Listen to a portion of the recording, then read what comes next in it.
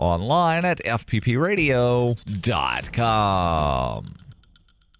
According to members of the 1998 University of Virginia graduating class, Governor Jim Gilmore's commencement speech to them continues to be a deep well of wisdom and guidance even 15 years after it was delivered. Classmates confirmed that while friends at other universities heard from such figures as Jimmy Carter, Kurt Vonnegut, and the Dalai Lama, the inspirational words of Virginia's 68th governor continues to profoundly inform their lives and actions. Whenever I face a dark moment in my life, I just think back to Governor Gilmore's speech, and it almost instantly puts things back into perspective. It's like he said, go forward and be successful and achieve your hopes and dreams and aspirations. All I can say is I hope I've lived up to that incredible lesson. And in local news, a 5-year-old figures he has about a year left of peeing at urinals with his pants all the way down. In other news, using the amount of toothpaste shown in commercials is a disgusting experience. A grizzled proofreader has seen it written both ways, and a cackling Warren Buffett burns his entire fortune in front of the nation. This is the Onion News Network.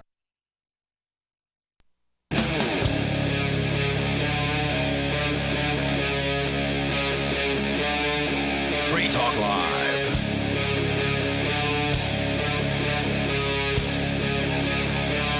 Yep, it's Free Talk Live, and of course you can bring up anything that you want to discuss. Just dial in toll free here at 855-450-FREE, like freedom. That's 855-450-3733. With you in the studio tonight, you've got Ian. You got Vincent. And Mark. Vincent is back. Welcome back to Free Talk Live. You took a summer off because you go to school and you don't actually live around here during the summertime. Yes, thank you. It's good to be back. So welcome back. We're going to have you in, I think, on a fill-in basis. You're filling in for Jay, who's normally here with us on Wednesday nights. So anyway, you guys are, of course, welcome to call in. Join us here, as a lot of people in the southeast of the United States and the Caribbean are obviously talking about pretty much one thing, which is Hurricane Irma. Now, you actually spent some time down in Florida when you were growing up, isn't that right? Yes, spent elementary school down there. What area of Florida? Amelia Island, north of Jacksonville. So that's the East Coast then? Yes. I take it. Okay. That's where Jacksonville is, yep. I didn't know if Jacksonville was inland or not. I've never been there before, so I have no idea. It's Georgia. Yeah. Okay, right up next to Georgia. Yep. So yeah, Mark and I, of course, lived on the west coast of Florida, so we've lived through a number of these hurricanes, but apparently you haven't lived through a hurricane. A hurricane has never made landfall in Sarasota, There was Florida. that one that cut through Port Charlotte and did some pretty serious damage. What was it, George or something like that? So you saw a hurricane on the news that was closer than most hurricanes had been. Is that what you're saying? We've had tropical storms and hurricanes. There's been rain in Sarasota, yes. I mean, please don't trot out the old weathered leather jacket. This is my hurricane coat. You haven't ever seen a hurricane. There have been some close calls in Sarasota, Florida. Yes, hurricanes have hit Florida. They've hit Tampa. They've hit Port Charlotte. What storm hit Tampa? I don't know. You mean Hurricane David before you were born? I have no idea, dude. I don't know what all the damn hurricanes are. I lived there for 26 years, okay? I know. I'm just telling you that. Look, okay, people in Sarasota happen to get acting avoided. jaded about hurricanes. I'm that not stuff jaded. Is played out. I didn't say I was jaded about it. I'm grateful I don't live there anymore because at some point they probably are going to get hit. Well, hold on. Now I got something else to say. Why don't the people up north quantify winter like the natural disaster it is? I don't understand. What do you mean? Winter is a natural disaster, okay? How much does it cost to recover from a hurricane? Quantify that against one winter. When you consider all the snow plows, all the fuel, all the salt and whatever they use to keep the stuff off the road, winter is a natural disaster of epic proportions. What is the how many people die in that stuff? Yeah, but nobody gets their house leveled generally from a winter storm. I'm sorry, that doesn't happen. Buildings cave in because of snow. Sure, that happens. That happens. Yeah, well, don't just that happens. That happens. Every Yankee reporter will run down to Port Charlotte and find the one, mobile home that got flipped over. Look at this, the catastrophe. I don't know, man. But they won't do anything about snow. I mean, look. This doesn't seem like as big of a deal up here. I've lived here a decade. Is destroying the earth. Think what those snowplows are putting in the air from carbon dioxide. Well, I think you're going to have to compare. If you want to look at numbers, I think you should. Now, I've heard the Department of Transportation in New Hampshire is a fairly big agency, but you're going to have to compare. What's the Department of Transportation in Florida? You're talking about plowing roads. What do they spend on their budget down there? I bet it's pretty big. The whole DOT budget? Whatever, dude. Obviously, they don't have a salt budget. You know, you're talking about how expensive it is to plow a road and salt a road. Sure, the DOT budget per person kind of thing versus up north. I'm not just talking about New Hampshire. I'm talking about everything north of the Mason-Dixon line. Well, Have you seen what frost heaves do to the roads up here? They destroy them. They turn them into little tiny black rocks within like 5 years. You got to keep on repaving this stuff over and over again. If you love the planet and you're not a libertarian, move south. Move south. When I worked as a camera guy at New Hampshire town hall meeting, salt was a big problem. I remember last year, back before I wasn't allowed. For the budget, you mean? Oh yeah. There's more. They didn't have as much salt as they thought, and they had to work on They had to work with a credit system, and it ended up being tens of thousands of dollars in debt because they didn't factor it into the budget. Yeah. Which town was this? It was. This is just from what I recall. Usually, I'm half asleep when recording, but this was Hanover, so this is up in Grafton County. Gotcha. Yeah. Well, I mean, it's got to be a challenge finding enough salt to salt the however many miles of roads need to be salted. I mean, you're from Quebec originally, Vincent, so you probably know a thing or two about living through a winter. I mean, I guess I see where you're coming from, Mark. Although that said, I got to say, having lived here for a decade, winters don't seem to be as severe as, these hurricanes. What you're talking about You've down never there been right through a hurricane. You've been through a dozen winters. Well, what about I'm telling you, people don't freak out about winters as much up here, dude. I know! It is. Because it's not a big deal. Familiarity breeds contempt, right? Like this natural disaster of epic proportions that occurs every single year gets almost no press. How is Tropical Storm Irene in Keene? Because I remember in the adjacent communities in Vermont, they're still begging FEMA for money. Wait, what's Tropical Storm Irene? I don't know. It was a hurricane that kind of skipped across the eastern seaboard and ended up digging a furrow through Vermont. Oh, is that the one that flooded like Brattleboro or something like that? Came close to here. Yeah. Boy, you dodged that one. Did one. Did you see that one on the news too, Ian? Yeah, I also heard they had some tornadoes in Massachusetts several years ago. Really tore some houses up. Yeah. So, okay. I guess as a Floridian, all you Yankees worrying about our hurricanes, I just don't have anything to look. Please, Yankees worrying about your hurricanes. Worry about your own stuff. What? Why would the Yankees be worrying about unless they've got a house down in Florida, which they probably do? If you say you live in Florida, the first thing that'll fall out of some Yankees' mouth is hurricane. It will be in the first sentence. Hurricanes aren't great, dude. But I've never experienced one. Okay, but we know people who have experienced I have, however, experienced a dozen of the greatest natural catastrophes to hit the United States by simply living in New Hampshire. And now you have character as a result of that. I had character before. Congratulations. It was bad then, too. The toll-free number here tonight is 855-450-FREE, like freedom. That's 855-450-3733. Look, I'm not the only one here from the South who is saying that the winters are not so bad. I mean, Roger Paxton, I believe, from the Lava Flow podcast, has gone on record saying that they dealt with tornadoes and crap like that down in Arkansas. I didn't say winter is bad. I said winter quantifiably as a natural disaster does not get its due. Yeah, that's because people handle it. It's a long-running thing. People it's not a handle hurricanes too. They don't freak out though up here like they freak out down there. I mean, people are lined up around the Home Depot. There was a story I was reading. Yankees are lined up around Home Depot, right?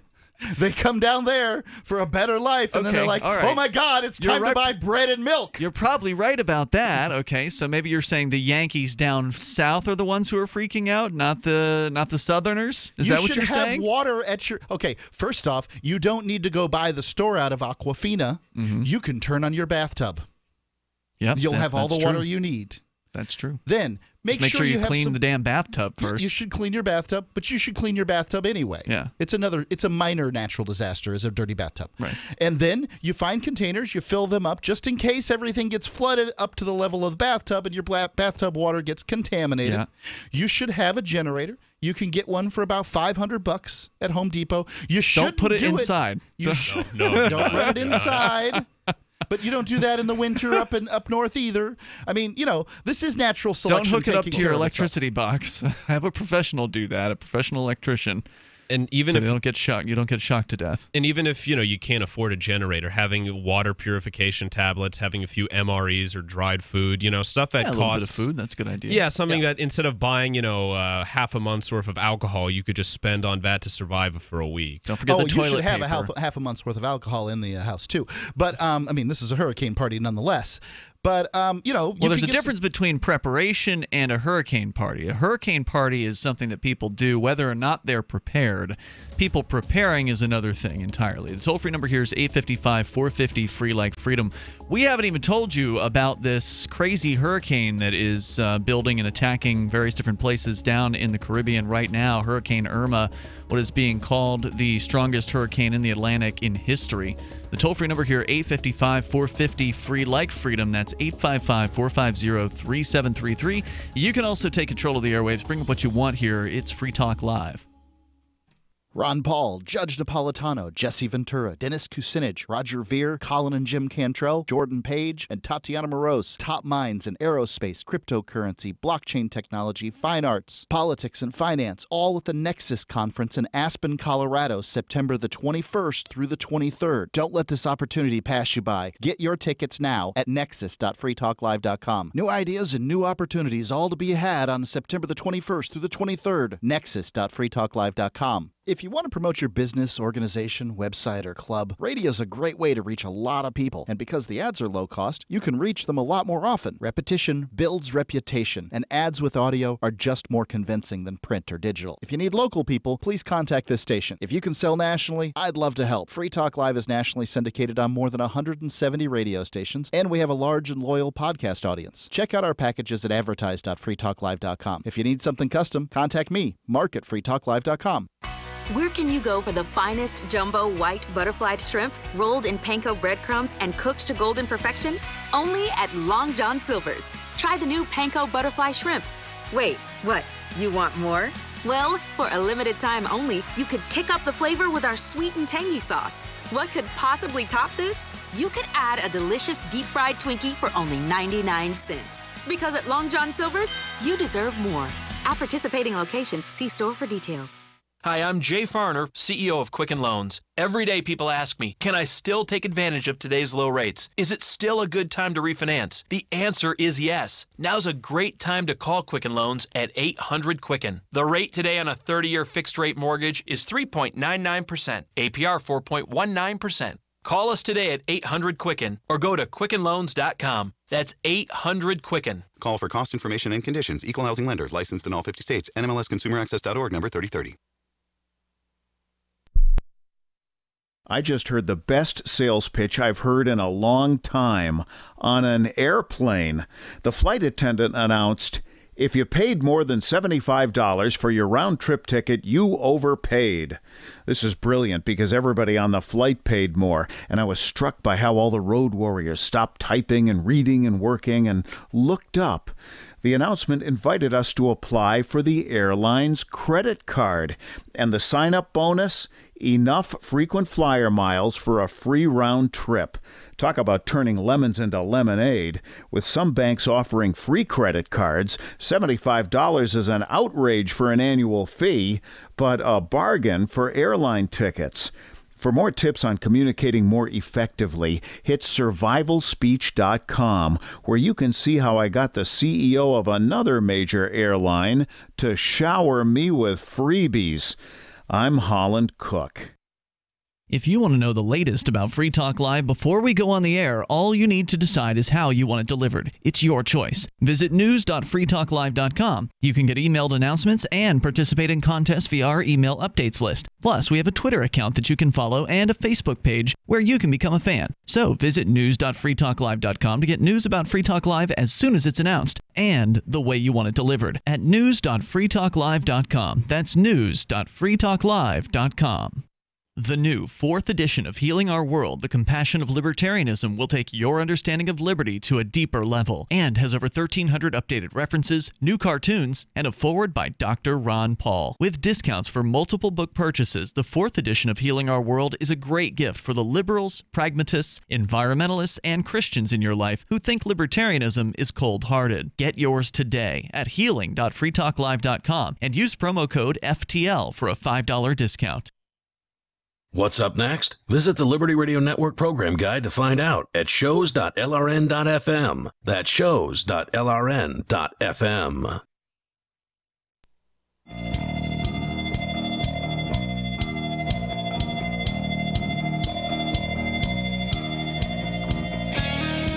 It's Free Talk Live, and you can dial in toll-free to bring up whatever you want. Our number here is 855-450-FREE, 855-450-3733. We do have Skype, and the Skype username for you, if you want to join us there, is lrn.fm. So, I just want to know, are you getting enough fruits and vegetables in your daily diet? Some people, you're told that it's supposed to be 5 servings of fruits and vegetables. Only about 10% of us get that. Well, new research is coming out that it's more like 10 servings of fruits and vegetables per day, and only 1% of us are getting that. This will protect you from heart disease, type 2 diabetes, obesity, cancer, plus get you enough antioxidants to neutralize all 5 of the known free radicals. Now, I'm going to try to do that during the month of September, and I've managed to pull it off so far every day, but not today. I'm going to have to get home and fix that with Fruit and Veggie Total. Now, what Fruit and Veggie Total is it's a supplement from the makers of Whole Food Multi-Complete. And you can join me. Please, in fact, join me for this worthy goal to eat better, lose weight, and live longer. And Fruit and Veggie Total. Now, the science isn't exactly even to say this, but essentially 1 scoop makes up for 5 servings of vegetables and fruits and vegetables. Really, they do it on an antioxidant count. You can go over to simplifymysupplements.com. In fact, please do go and read the page on Fruit and Veggie Total and see what a great thing this is, because it gets you all the antioxidants you need, and antioxidants are the things that cause you to age. You take this and you'll, slow down the aging process a bit. At least that's what I read. SimplifyMySupplements.com. Use coupon code FTL to save 10% on your order. They'll give you a free shaker bottle just to get you started. SimplifyMySupplements.com. Coupon code FTL. And we have, as a matter of fact, a couple of tubs headed our way again because I need some more. Toll-free number tonight, if you want to join us, 855-450-FREE, like freedom. We've yet to really talk about Category 5 Hurricane Irma, which is supposed to be the strongest hurricane in the Atlantic on record. We'll tell you more about that coming up here. Ian, Vincent, and Mark in the studio, but let's go to your phone calls and thoughts first. We've got Ellie on the line, or Elle perhaps, in Pittsburgh, Pennsylvania. Hello, Elle. Ellie. Hello, how are you? Hey there. What's on your mind tonight? So I wanted to ask you a question and your opinion about Bitcoin and child support. I currently have 50-50 custody of my children. I have 2 children, and my ex-husband had a job that he was laid off from 8 years ago, and then I supported the family for 8 years on my income. Mm-hmm. And 5 years ago, my husband mined Bitcoin back when it was easy peasy piece of cake. Yep. And he mined a significant amount of Bitcoin. And during our divorce and custody proceedings, I gave up 50% of the Bitcoin that was due me as a marital asset so that he would agree to move back to the town in which we live in. And he also didn't accept any responsibility for our marital debt. And so I was I used half of my half to pay for that marital debt. So anyway, my ex-husband has made more money in the past month than most people make in a year. And I'm talking about the increase of value of the Bitcoin that you left in the you left to him, right? Yes, exactly. So and it's not newly acquired Bitcoin; it's Bitcoin that he had, right? Yep, it's Bitcoin that he had. Okay. And so when we went to the Department of Revenue, they calculated the amount of child support that I would pay him based on his potential of earning, $40,000 a year versus my income. And the calculation left me paying him $600 a month. Now, my question is, if Bitcoin is a legitimate currency, which I believe it is, and he believes it is, then how can I go about fixing this situation, or what can I say to, convince him and the Department of Revenue that he makes significantly more money than I do? I'm not sure that when you're talking about a commodity that has already been settled at court, there was a settlement. They split it. Yeah, it was the divorce settlement that was in place. And, the commodity was split. And I'm not sure. I'm pretty sure that here's my guess is that the government isn't going to care about a commodity that's already been split. The fact that his Bitcoin went way up and you didn't get any. That was the sort of the arrangement, and I'll bet it burns your fanny, no doubt.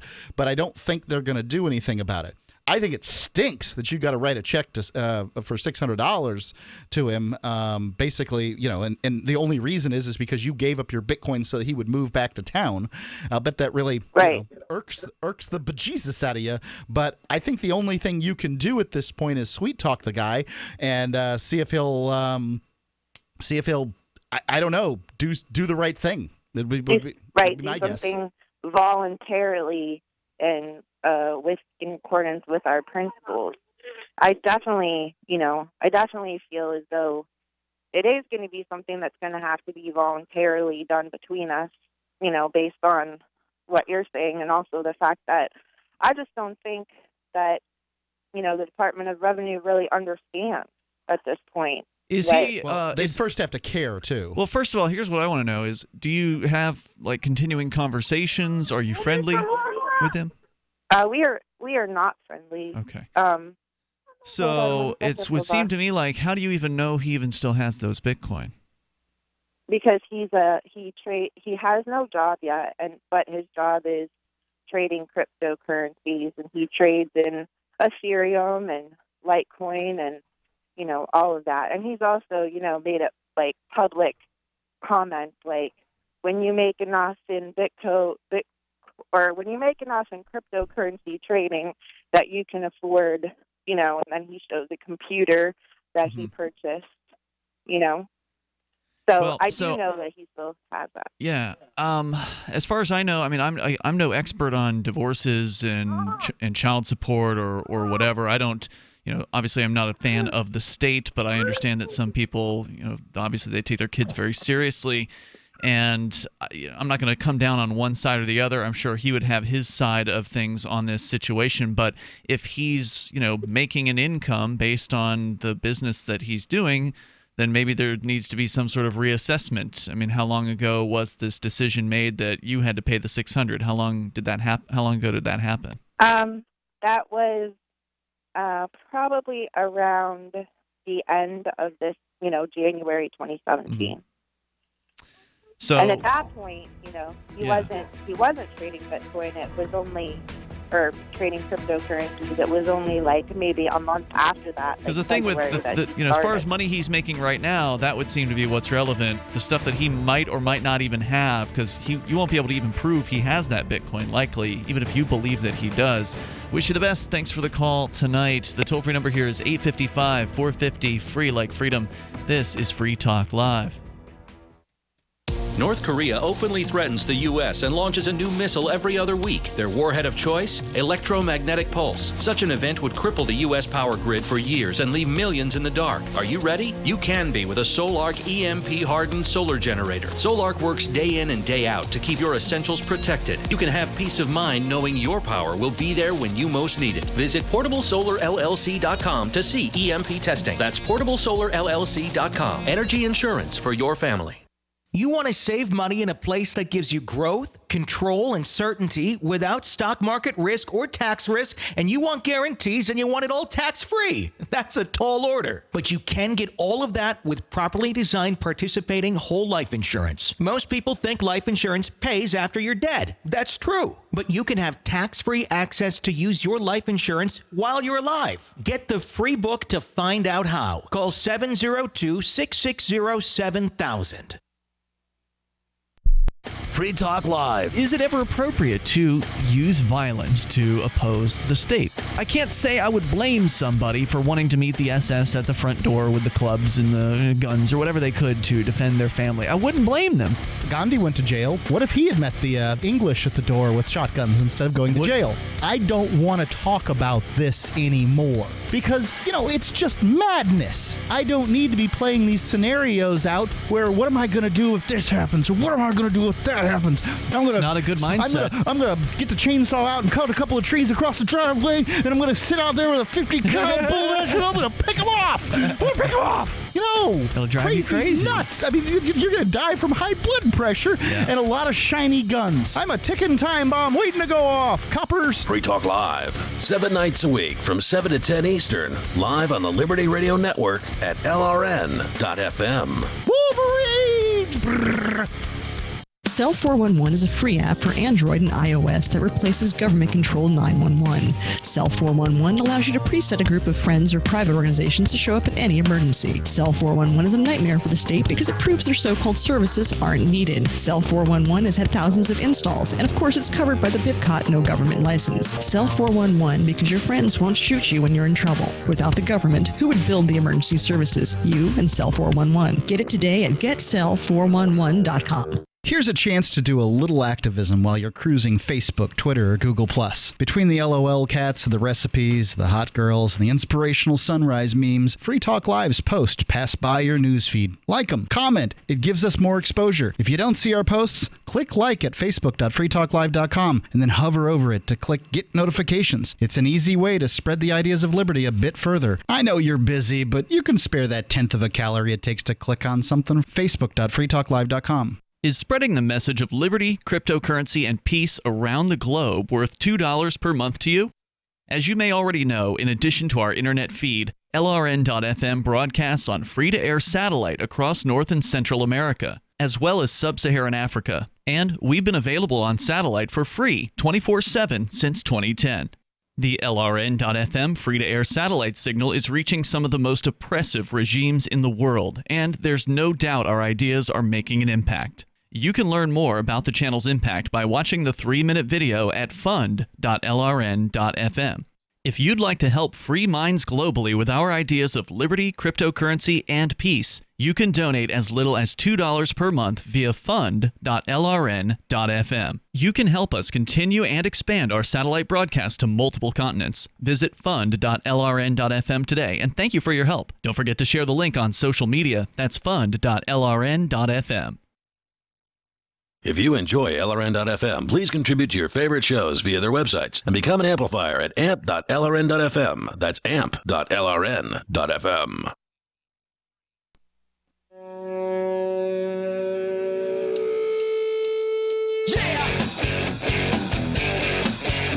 It is Free Talk Live. You may dial toll-free and join us right here. Take control of the airwaves at 855-450-FREE, like freedom. That's 855-450-3733.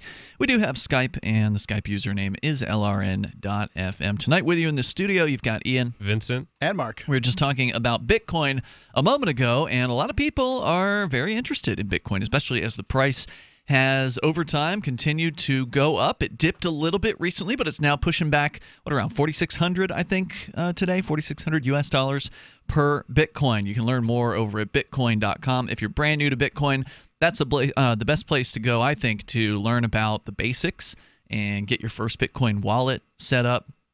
Also, if you want to take the next step, you can get involved in learning the news about Bitcoin, get kind of deep into the world of Bitcoin, because you can go as deep as you want to, and it's very, very interesting, fascinating world. Check it out over at Bitcoin.com. And if you want to mine Bitcoin, possibly make a little bit of money doing that, you can go to pool.bitcoin.com. You don't have to worry about the ongoing constant equipment upgrades and maintenance and having to have technical know-how. You can just put an investment in, and you can use their calculator there to kind of determine how much you might possibly make over time. So go to pool.bitcoin.com to learn more about that. You can mine the original Bitcoin or the brand new Bitcoin Cash over at pool.bitcoin.com. Let's go to Gamma Blast, listening in Chicago, watching us actually on YouTube at cam.freetalklive.com. Go ahead, Gamma Blast. Hey, you had a Bitcoin question.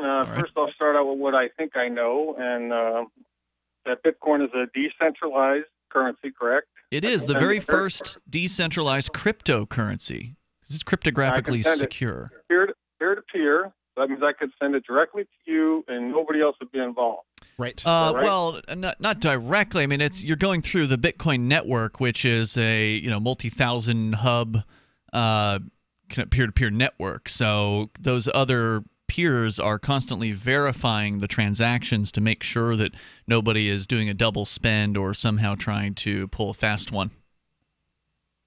Okay, well, maybe this will. Okay, so I guess my question is, you guys were talking about the fees were going up, correct? On a couple of days ago, you guys were talking about Bitcoin. Yeah, Bitcoin has had a issue for a couple years now of basically the blocks, which are it's kind of the technical back end is called the blockchain. Essentially, that is a public ledger on which anybody can go and look and see. You can go all the way back to the very beginning of Bitcoin.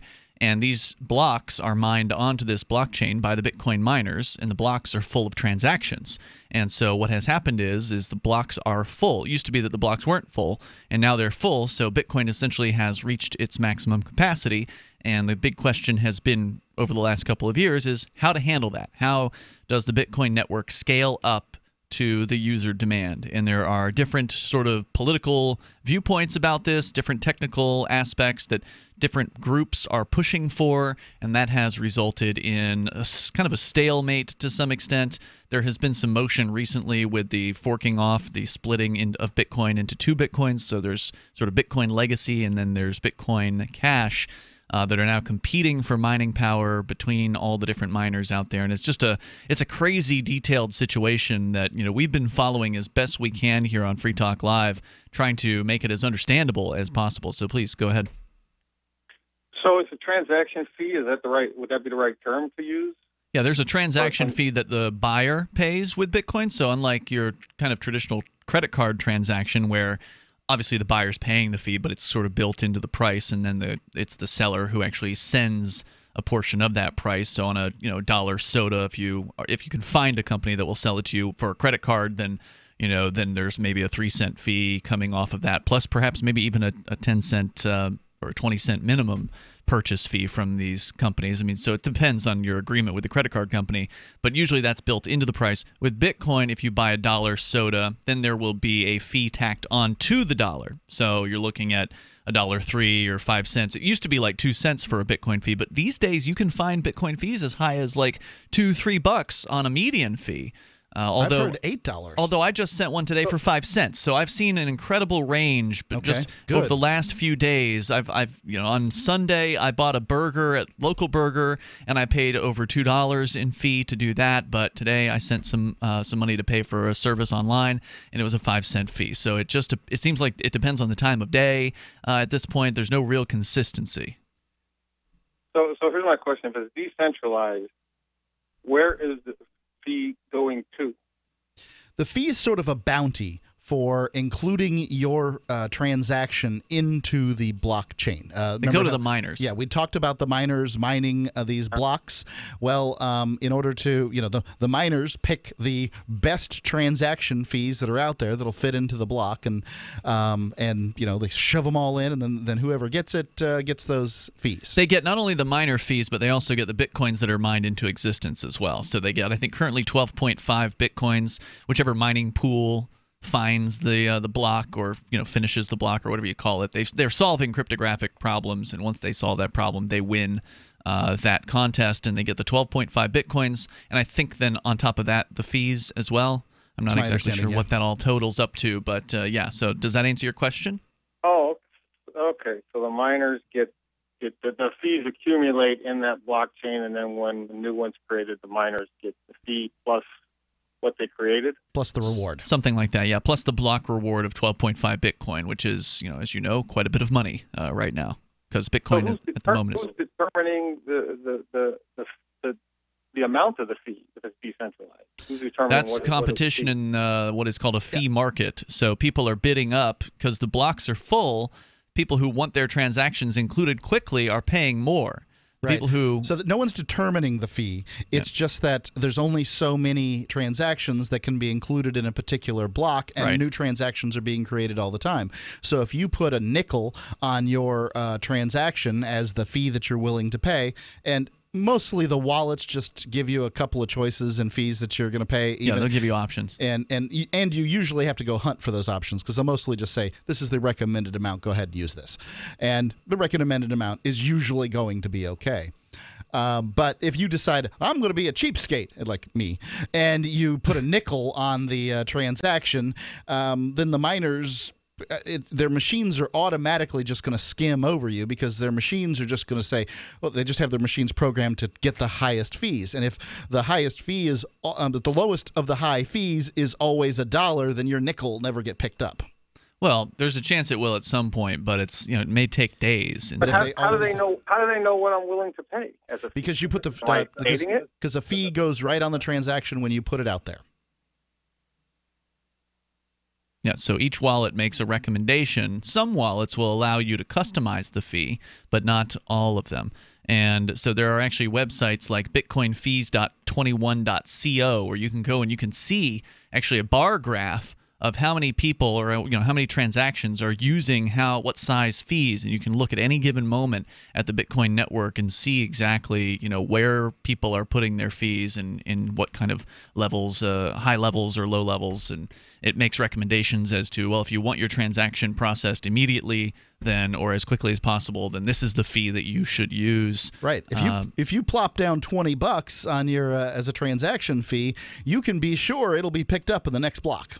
Right, but that also increases the average fee, and so you can, when you look at an average fee versus the median fee, you can, for instance, go to coincap.io, which is a site that we mention from time to time, which shows you the different market caps of all the Bitcoin and all of its hundreds of cryptocurrency competitors. But up at the top there, average fee's down a little bit at the moment. I've seen it as high as $8 or $9 in recent days. Right now, average fee $3.88. According to coincap.io, the blocks are still completely full. This one at 100.33%. I'm not sure exactly how that can happen, but that's what they say there. Whereas if you look over at the bitcoinfees.21.co site and you scroll down, they'll give you what they consider to be the fastest and cheapest transaction, what they call the median fee, which right now is at about 270 satoshis per byte. Now, the satoshi is the smallest fraction of a Bitcoin. It's the 8th decimal point. So there's some conversions that you need to do to kind of figure out what that is in dollars. But regardless, thanks for the call, Gambit Blast. I hope that helped a little bit. Of course, there's some forums where you can ask questions over at bitcoin.com. More coming up here. This is Free Talk Live. What's the scariest thing about going to the dentist? Opening your mouth or opening your wallet? Because just a simple cleaning can cost $100, and things like root canals can cost you hundreds more. If you don't have dental insurance to help, you should give Physicians Mutual Insurance Company a call. 1-800-496-3947. This isn't a discount plan or preventive-only coverage. This is real dental insurance that helps pay for checkups right away, so you can call today and get your teeth cleaned tomorrow. Plus, it helps cover the more expensive procedures you might need down the road. fillings, crowns, bridges, even costly dentures. There's no deductible and no annual maximum. Your acceptance is guaranteed for one of these insurance policies, even if you're retired or on Medicare. There are no networks, so you can choose any dentist you'd like. That's right, any dentist you want. Call and we'll rush you a free information kit with all the details. 1-800-496-3947. That's 1-800-496-3947. 1-800-496-3947. Are you tired of paying fees and commissions to that other site? I know you are. And I'm here to tell you about a great alternative to sell your stuff. BuySellMakeOffer.com is the best-selling site to ever come along. It doesn't matter what you're selling, big or small, it's easier than ever. And you can use Skype to show your items and get to know your potential buyer, and they can see that you are for real. No more blind trust. And you're not limited to snapshots. You can video what you're selling to better sell it fast. For as little as $9.95, and that's after a free 30 days, you can sell everything you no longer want with absolutely no fees, ever. Go right now to BuySellMakeOffer.com and become part of a community of buyers and sellers who have already discovered this revolutionary way of getting it sold online. That's BuySellMakeOffer.com. You'll never regret making the switch. BuySellMakeOffer.com. So, what are you waiting for? I've been told no in many different ways. I give you an order and you're going to obey it. George, you can go this way. You can do that and you have to leave here. You cannot bring Simon to the rally. Walk with me. Well, I'm comfortable here, actually. Whoa. Hey. Who do you think you are? Excuse me. There is no video and audio allowed in this office. No, I have work today. You ain't going to make it. Wait on account. Now. Wait a minute. Whoa. Hey! Oh my God! Unbelievable! Why are you running from me? Because you scared me. What am I being detained for? You're being served. What is this? You're being served. What is this? Bureaucrats have a funny way of telling people no. That's the sound of the men working on the chain. Derek J's Victimless Crime Spree. Watch it for free and order the Director's Cut DVD at victimlesscrimespree.com.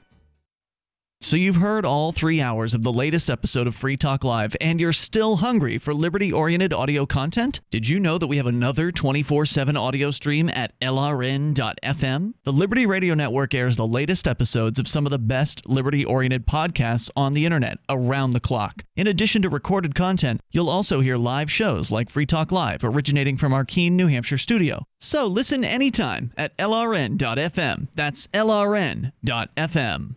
We've all heard about blockchain assets like Dogecoin, Ether, and Ripple. Bitcoin isn't the only player in the blockchain game any longer. And for those of us wondering how to get our hands on these digital assets, finally, there's a solution. Shapeshift.io allows you to buy and sell between your digital assets and Bitcoin instantly between your own digital wallets. I've used it with ease. Shapeshift.io. There's no account or email address needed. You send them the crypto you want to sell. They send back the crypto you want to buy. It's that easy. Shapeshift.io.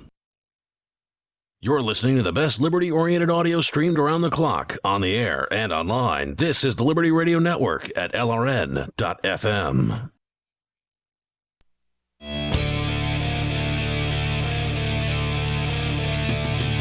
It is Free Talk Live. Dial on in here and join us on the radio. Our toll-free number is 855-450-FREE, like freedom. With you in the studio tonight, it's Ian. It's Vincent. And Mark. 855-450-3733. We do have a web forum again. Once upon a time, we had one called the BBS. That still exists. You can still read the archives there, but you can't post. We shut it down a few years ago, maybe even several years ago now. I don't remember what year it was we shut the BBS down, but a few years back. There's a troll infestation. What are you doing to prevent that now in your new forum? Well, I mean, I don't know. Technically, a troll could still get in. It wouldn't be impossible to do it. There's no rule against trolling, but I think that the introduction policy helps kind of certainly keep spammers out. That's ultimately my main concern, is to keep the garbage away from the forum, and that's worked pretty well so far, because a spammer generally can't get through an introduction policy, because you can immediately tell when somebody hasn't read the instructions on when they're posting an introduction, and it's pretty clear that they have a tough grasp on the English language, or obviously have not even tried to post the intro per the requirements. And they're not a complicated requirements, just 3 quick questions that you have to answer. So you can go to forum.freetalklive.com and you can try out what is a modern forum. Like, it feels good. The posts snap into view instantly. You don't have to like reload the page every time you submit a post, and it's very, very nice. Like, it looks good. It's kind of what you would expect a forum to be like in the Facebook age,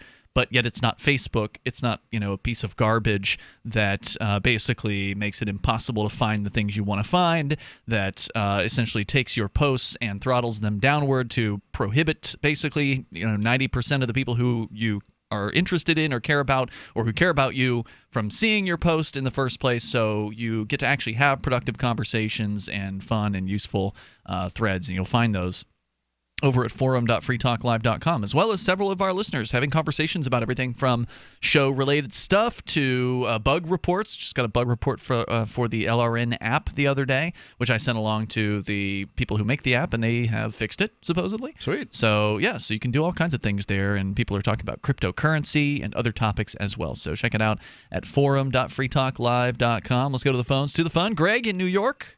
You're on Free Talk Live. Hello, Greg.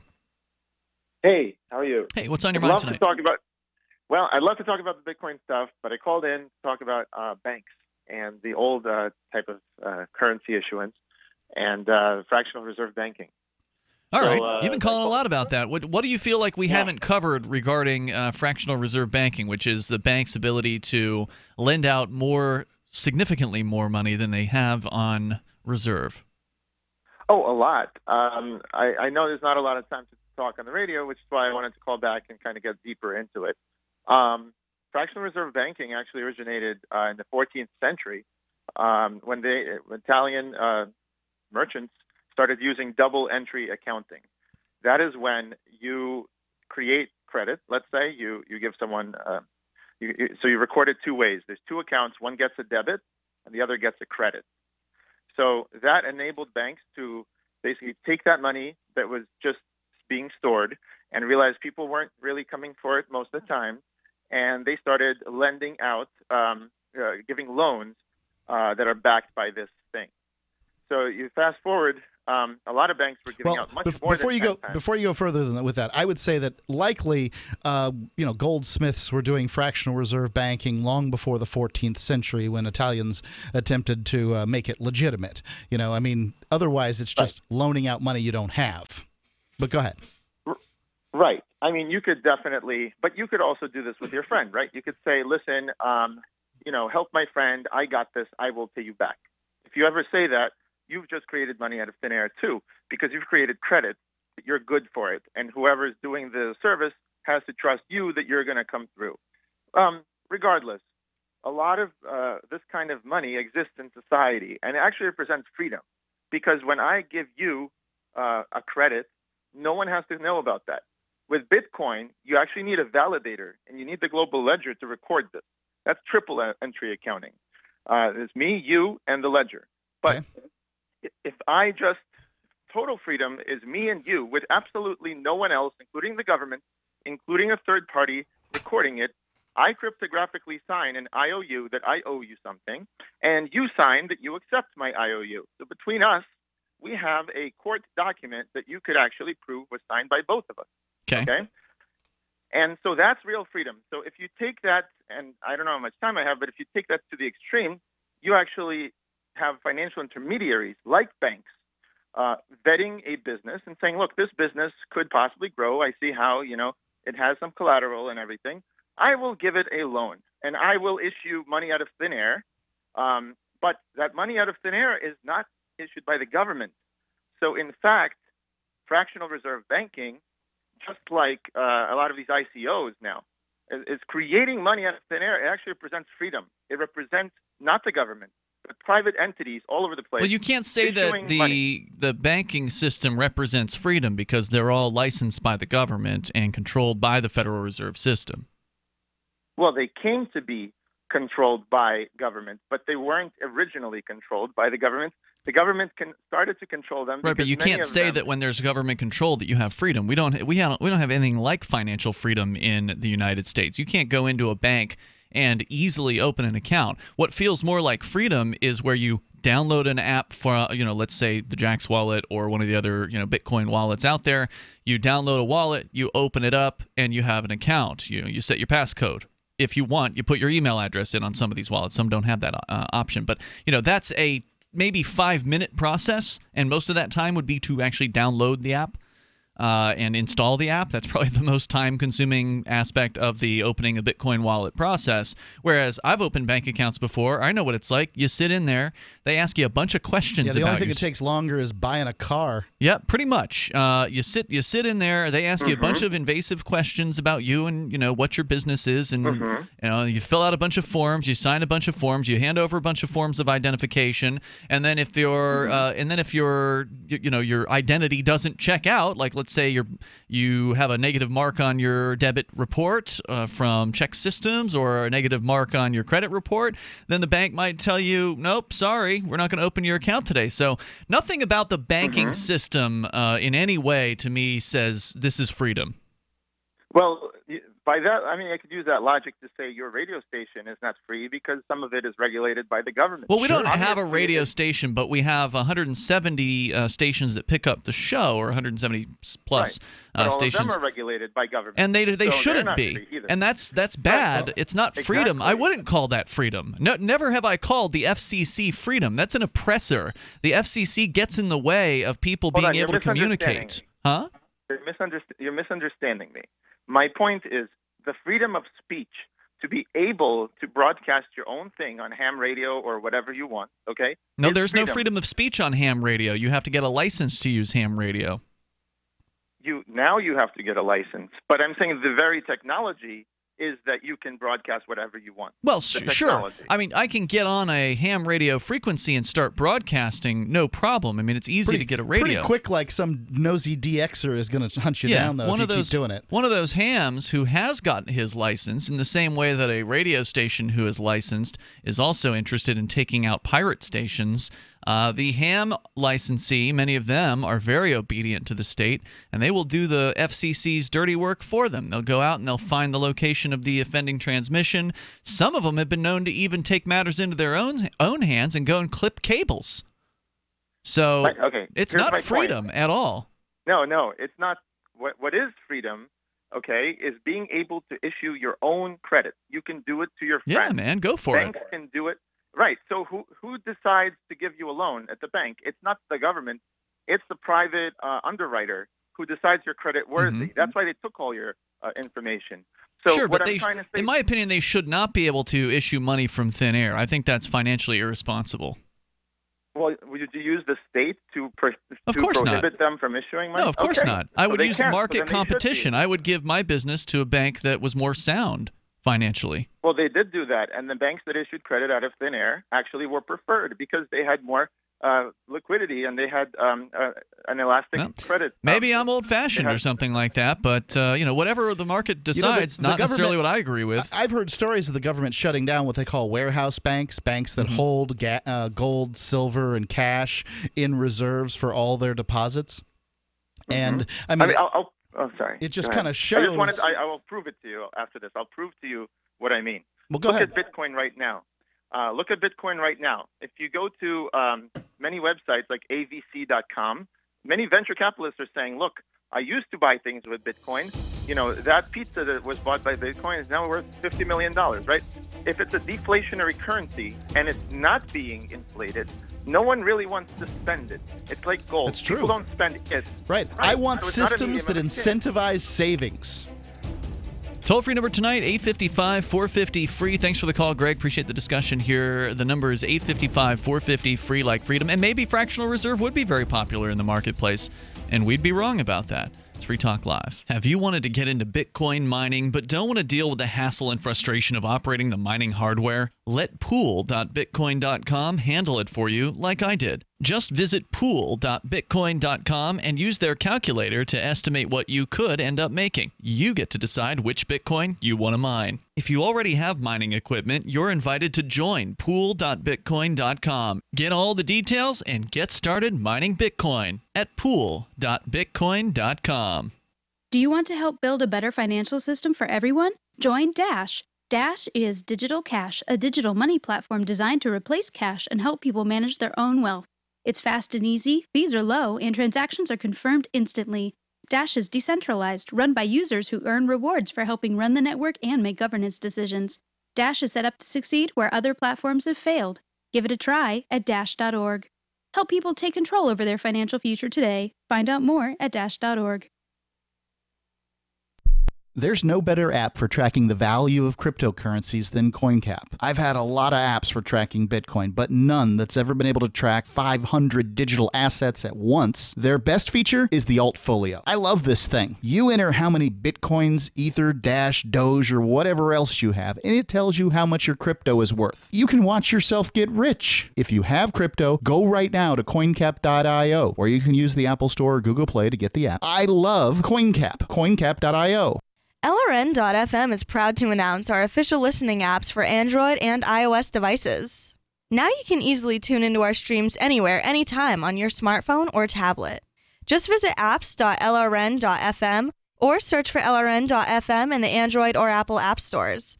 Please download, rate us 5 stars, then share the link on your social media and let your friends and family know how you're listening to LRN.FM. Download it now, free at apps.lrn.fm. You're listening to the live edition of Free Talk Live. Hour number 2 is next after the news here on the Liberty Radio Network at LRN.FM. From Keene in the Shire, the Liberty Media capital of the world, this is Daryl W. Perry, host of FPP Radio News for Wednesday, September 6, 2017. Silver is trading at $17.93 per ounce. Gold is valued at $1,340 per ounce. Bitcoin is trading at 4.6 cents, and the average price of Bitcoin is $4,615.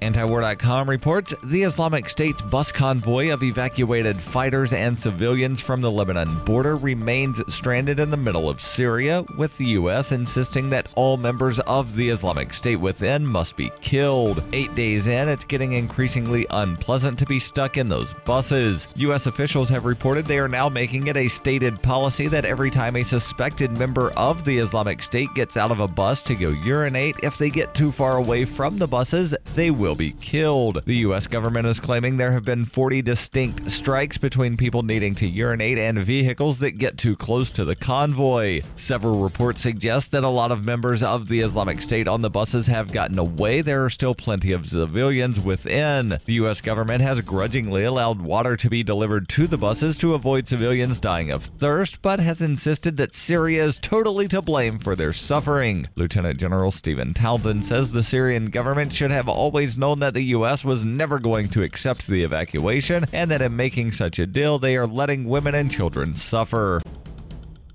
For over 40 years, Roberts & Roberts Brokerage has been a trusted source for buying and selling precious metals. Gold, silver, platinum, and palladium. They don't feed the banks. They're Bitcoin preferred and have removed the minimum purchase amount for all orders paid in the digital currency. Call Roberts & Roberts Brokerage today for knowledgeable advice on buying and selling precious metals and a forward-thinking approach to new technologies. 800-874-9760 or visit online at rrbi.co. UPI reports the National Hurricane Center said Tropical Storm Jose gained strength Tuesday in the Atlantic Ocean and forecast it to become a hurricane by early Thursday. Jose formed Tuesday in the central Atlantic, more than 1,000 miles east of Hurricane Irma. There were no coastal watches or warnings in effect, though the agency warned the Leeward Islands to monitor the storm. The National Hurricane Center said a movement towards the west or west-northwest at a slightly faster rate of forward speed is expected during the next 2 days. The National Hurricane Center forecast track shows Jose's eye passing over parts of the Lesser Antilles Saturday afternoon and nearing Puerto Rico on Sunday as a hurricane before it makes a turn towards the northwest. Cell 411 is a free app for Android and iOS that replaces government-controlled 911. Cell 411 allows you to preset a group of friends to show up in an emergency. Cell 411 is a nightmare to the state because it proves their so-called services aren't needed. Without the government, who would build the emergency services? You and Cell 411. Get it today at getcell411.com. Reuters reports President Donald Trump on Tuesday scrapped an Obama-era program that protects from deportation those immigrants who arrived in the United States illegally as children, delaying implementation until March and giving a gridlocked Congress 6 months to decide the fate of almost 800,000 young people. As the so-called Dreamers who have benefited from the 5-year-old program were plunged into uncertainty, business and religious leaders, mayors, governors, lawmakers, unions, civil liberties advocates, and former President Barack Obama all condemned Trump's move. The action was announced not by Donald Trump, but by Jeff Sessions, his attorney general, who called the Deferred Action for Childhood Arrivals program, DACA, an unconstitutional overreach by Obama. Sessions said there will be an orderly, lawful wind down. Trump later issued a written statement saying, "I do not favor punishing children, most of whom are now adults, for the actions of their parents, but we must also recognize that we are a nation of opportunity because we are a nation of laws." Trump denounced Obama's program as an amnesty-first approach towards undocumented immigrants and pressed his nationalist America First message, saying that despite concerns voiced by his critics about the fate of the Dreamers, above all else, we must remember that young Americans have dreams too. On Tuesday evening, Trump tweeted that lawmakers now had 6 months to legalize DACA and that if they did not, he would revisit the issue. Obama issued his own statement calling Trump's action a political decision, defending DACA's legality and urging Congress to protect Dreamers. The Trump administration said nobody covered by the program would be affected before March 5th. This has been FPP Radio News. Online at fppradio.com.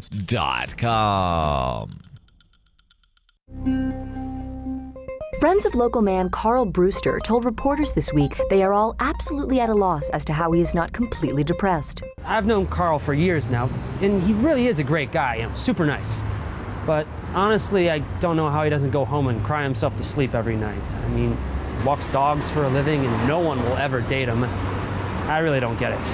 Saying that they were baffled at how their close friend managed to remain even moderately happy day in and day out given his life circumstances, sources confirmed they were regularly confronted with Carl's perplexingly gregarious and affable demeanor. I mean, Carl's life really, really sucks, but somehow he manages to wave good morning to me every time I see him, and he always has this big smile on his face. Maybe he's on some kind of medication. Things have always been really awful for Carl, but he's never really been depressed.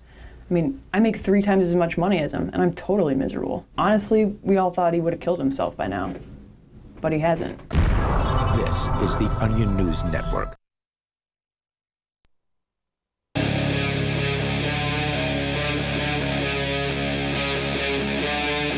Free Talk Live.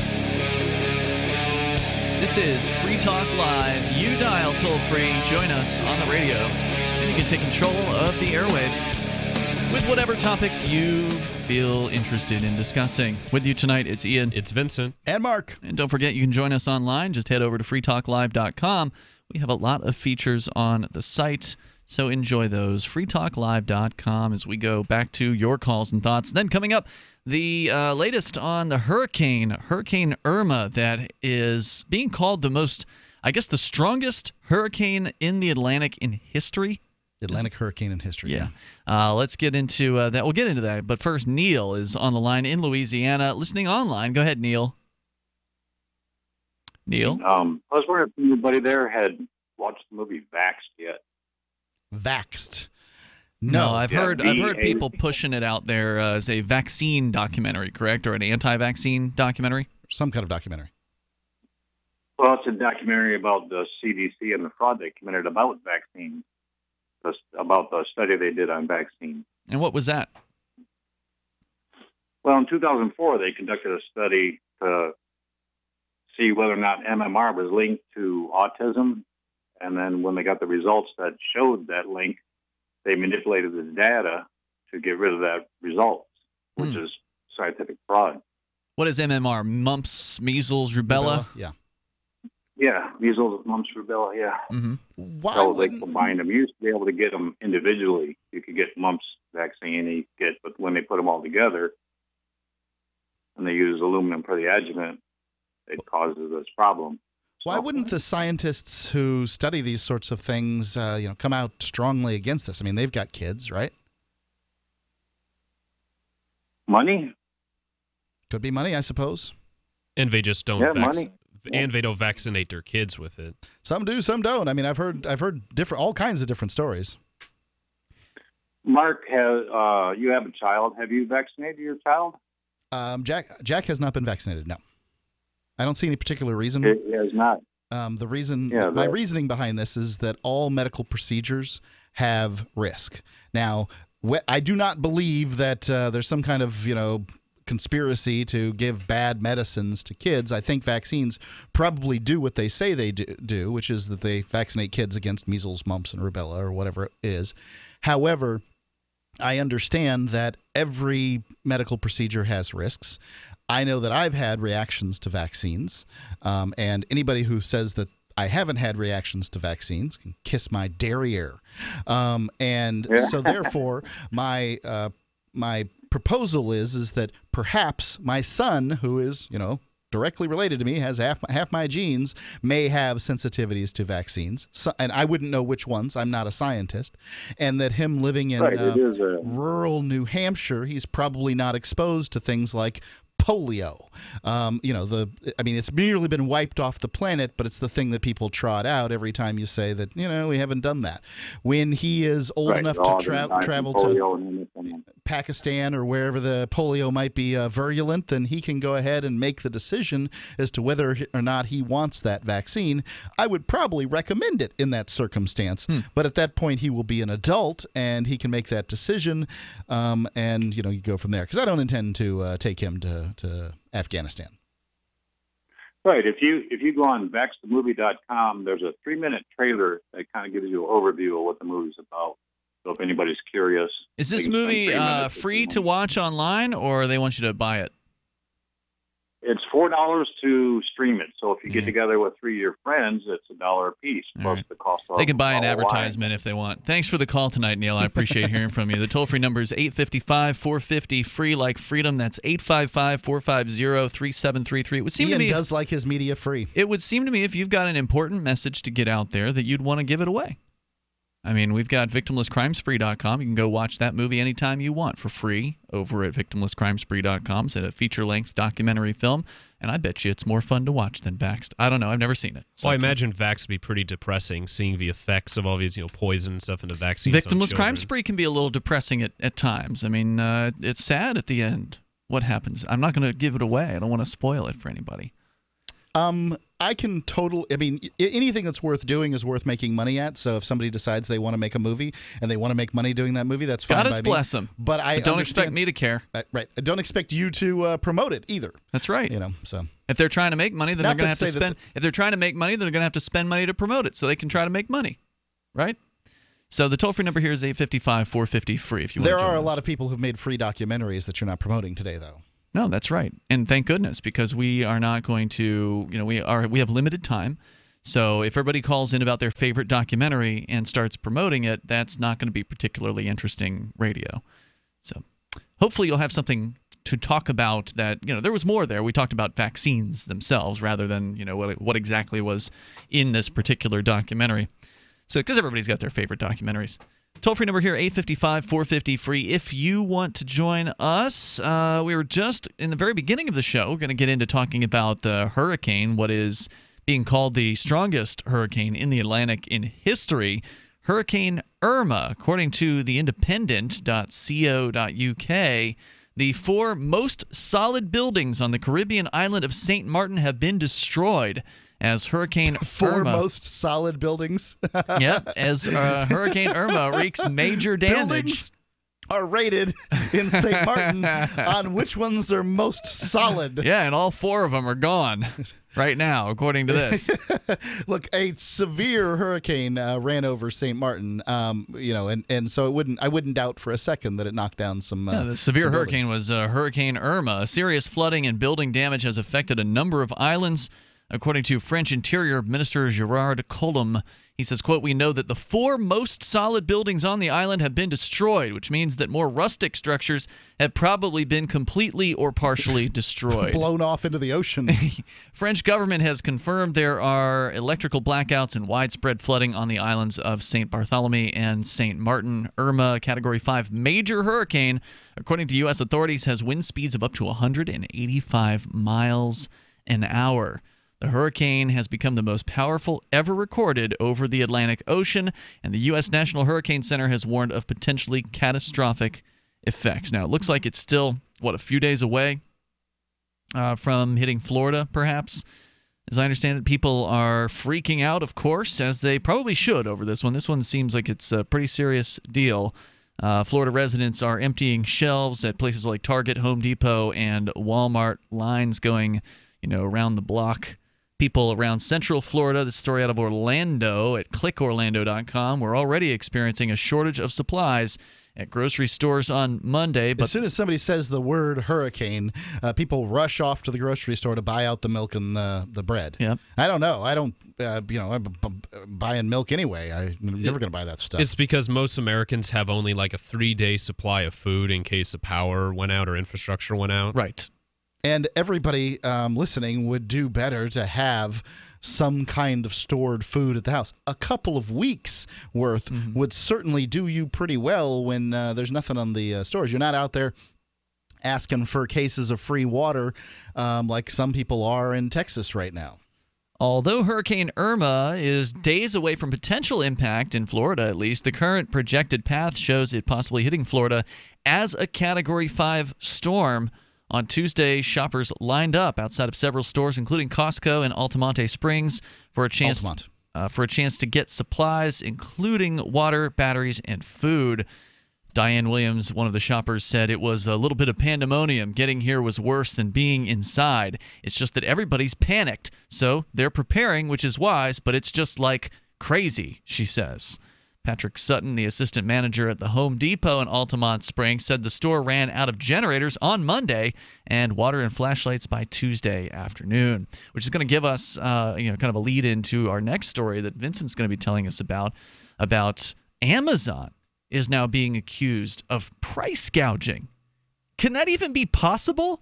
Can you really price gouge on a mail order supply order? I don't understand that. We'll get into the details on what the exact accusations are here. Because that's the first time I've heard that. Normally it's some little corner store that's getting accused of price gouging for doubling the price of a pack of water bottles or something like that.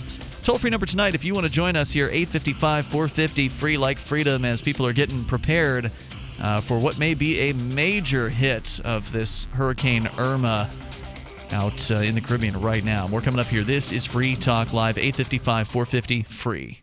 If you're a sleep apnea sufferer who's on the go to your phone and call right now to try the world's first portable mini CPAP device, absolutely risk-free for 10 restful nights. It's the Transcend Mini CPAP, an engineering marvel that's as small as a soda can and weighs less than a pound. Its unique design is so small and so light, you can fit it in your briefcase or purse to use anywhere you go. No more dragging around a big, bulky CPAP. Even better, now you can try Transcend absolutely risk-free for 10 restful nights by calling minicpap.com, 1-800-940-1740. Transcend is FAA compliant too, so you can even sleep comfortably while flying. You can also add a battery pack that's as tiny as a deck of cards. So now you can enjoy the freedom to sleep comfortably anywhere. But don't wait. To receive your 10-night in-home trial, call minicpap.com now. 1-800-940-1740. That's 1-800-940-1740. BuySellMakeOffer.com is better than ever. I'm Pat Matthews here to tell you that BuySellMakeOffer.com, the revolutionary site for buying and selling anything and everything, just upped the ante. Go right now to BuySellMakeOffer.com and click the Sign Me Up button.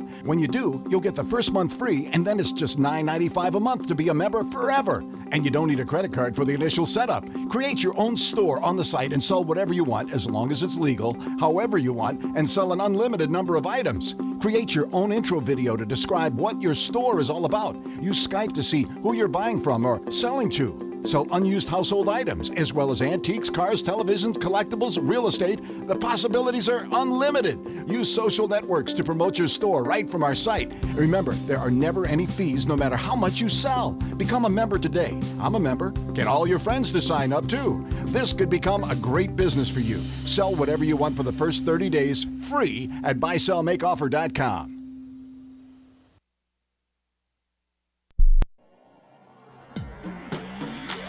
Free Press Publications is an independent, alternative media and publishing company founded in June 2009 with the mission of ensuring a free press for the freedom movement and is committed to spreading the message of peace, freedom, love, and liberty. FPP also gives new authors an avenue for publishing freedom-oriented material. FPP brings you daily news and commentary on the website fpp.cc, as well as a daily 5-minute newscast, FPP Radio News, and weekly news, views, and commentary in the FPP Freedom Minute and Peace, Love, Liberty Radio at fppradio.com, and the monthly newspaper FPP News at news.fpp.cc. Find FPP online at fpp.cc. That's fpp.cc, as in Creative Commons. You may already know about the Free Talk Live audio on demand phone line at 641-793-9660. Did you know that not only can you listen to Free Talk Live via your phone, you can also leave a message and have it delivered to Free Talk Live's hosts? To leave us your thoughts, just dial 641-793-9660. That's 641-793-9660. Press 2 for Free Talk Live, and then hit 0 to leave your message. When you hear the word lobbyist, you probably think about greedy corporations, but not all lobbyists are the same. Some are fighting for the freedoms you hold dear. Liberty Lobby LLC is doing just that in New Hampshire, working hard to represent you, not some special interest group. You can help by going to libertylobby.info, where your contribution will give us the tools we need to ensure that your voice is heard. Visit libertylobby.info today to find out more. While our satellite channel is free to listen to, it's not free for us. You can help us cover our satellite costs with the chip-in on the right side of the page at lrn.fm.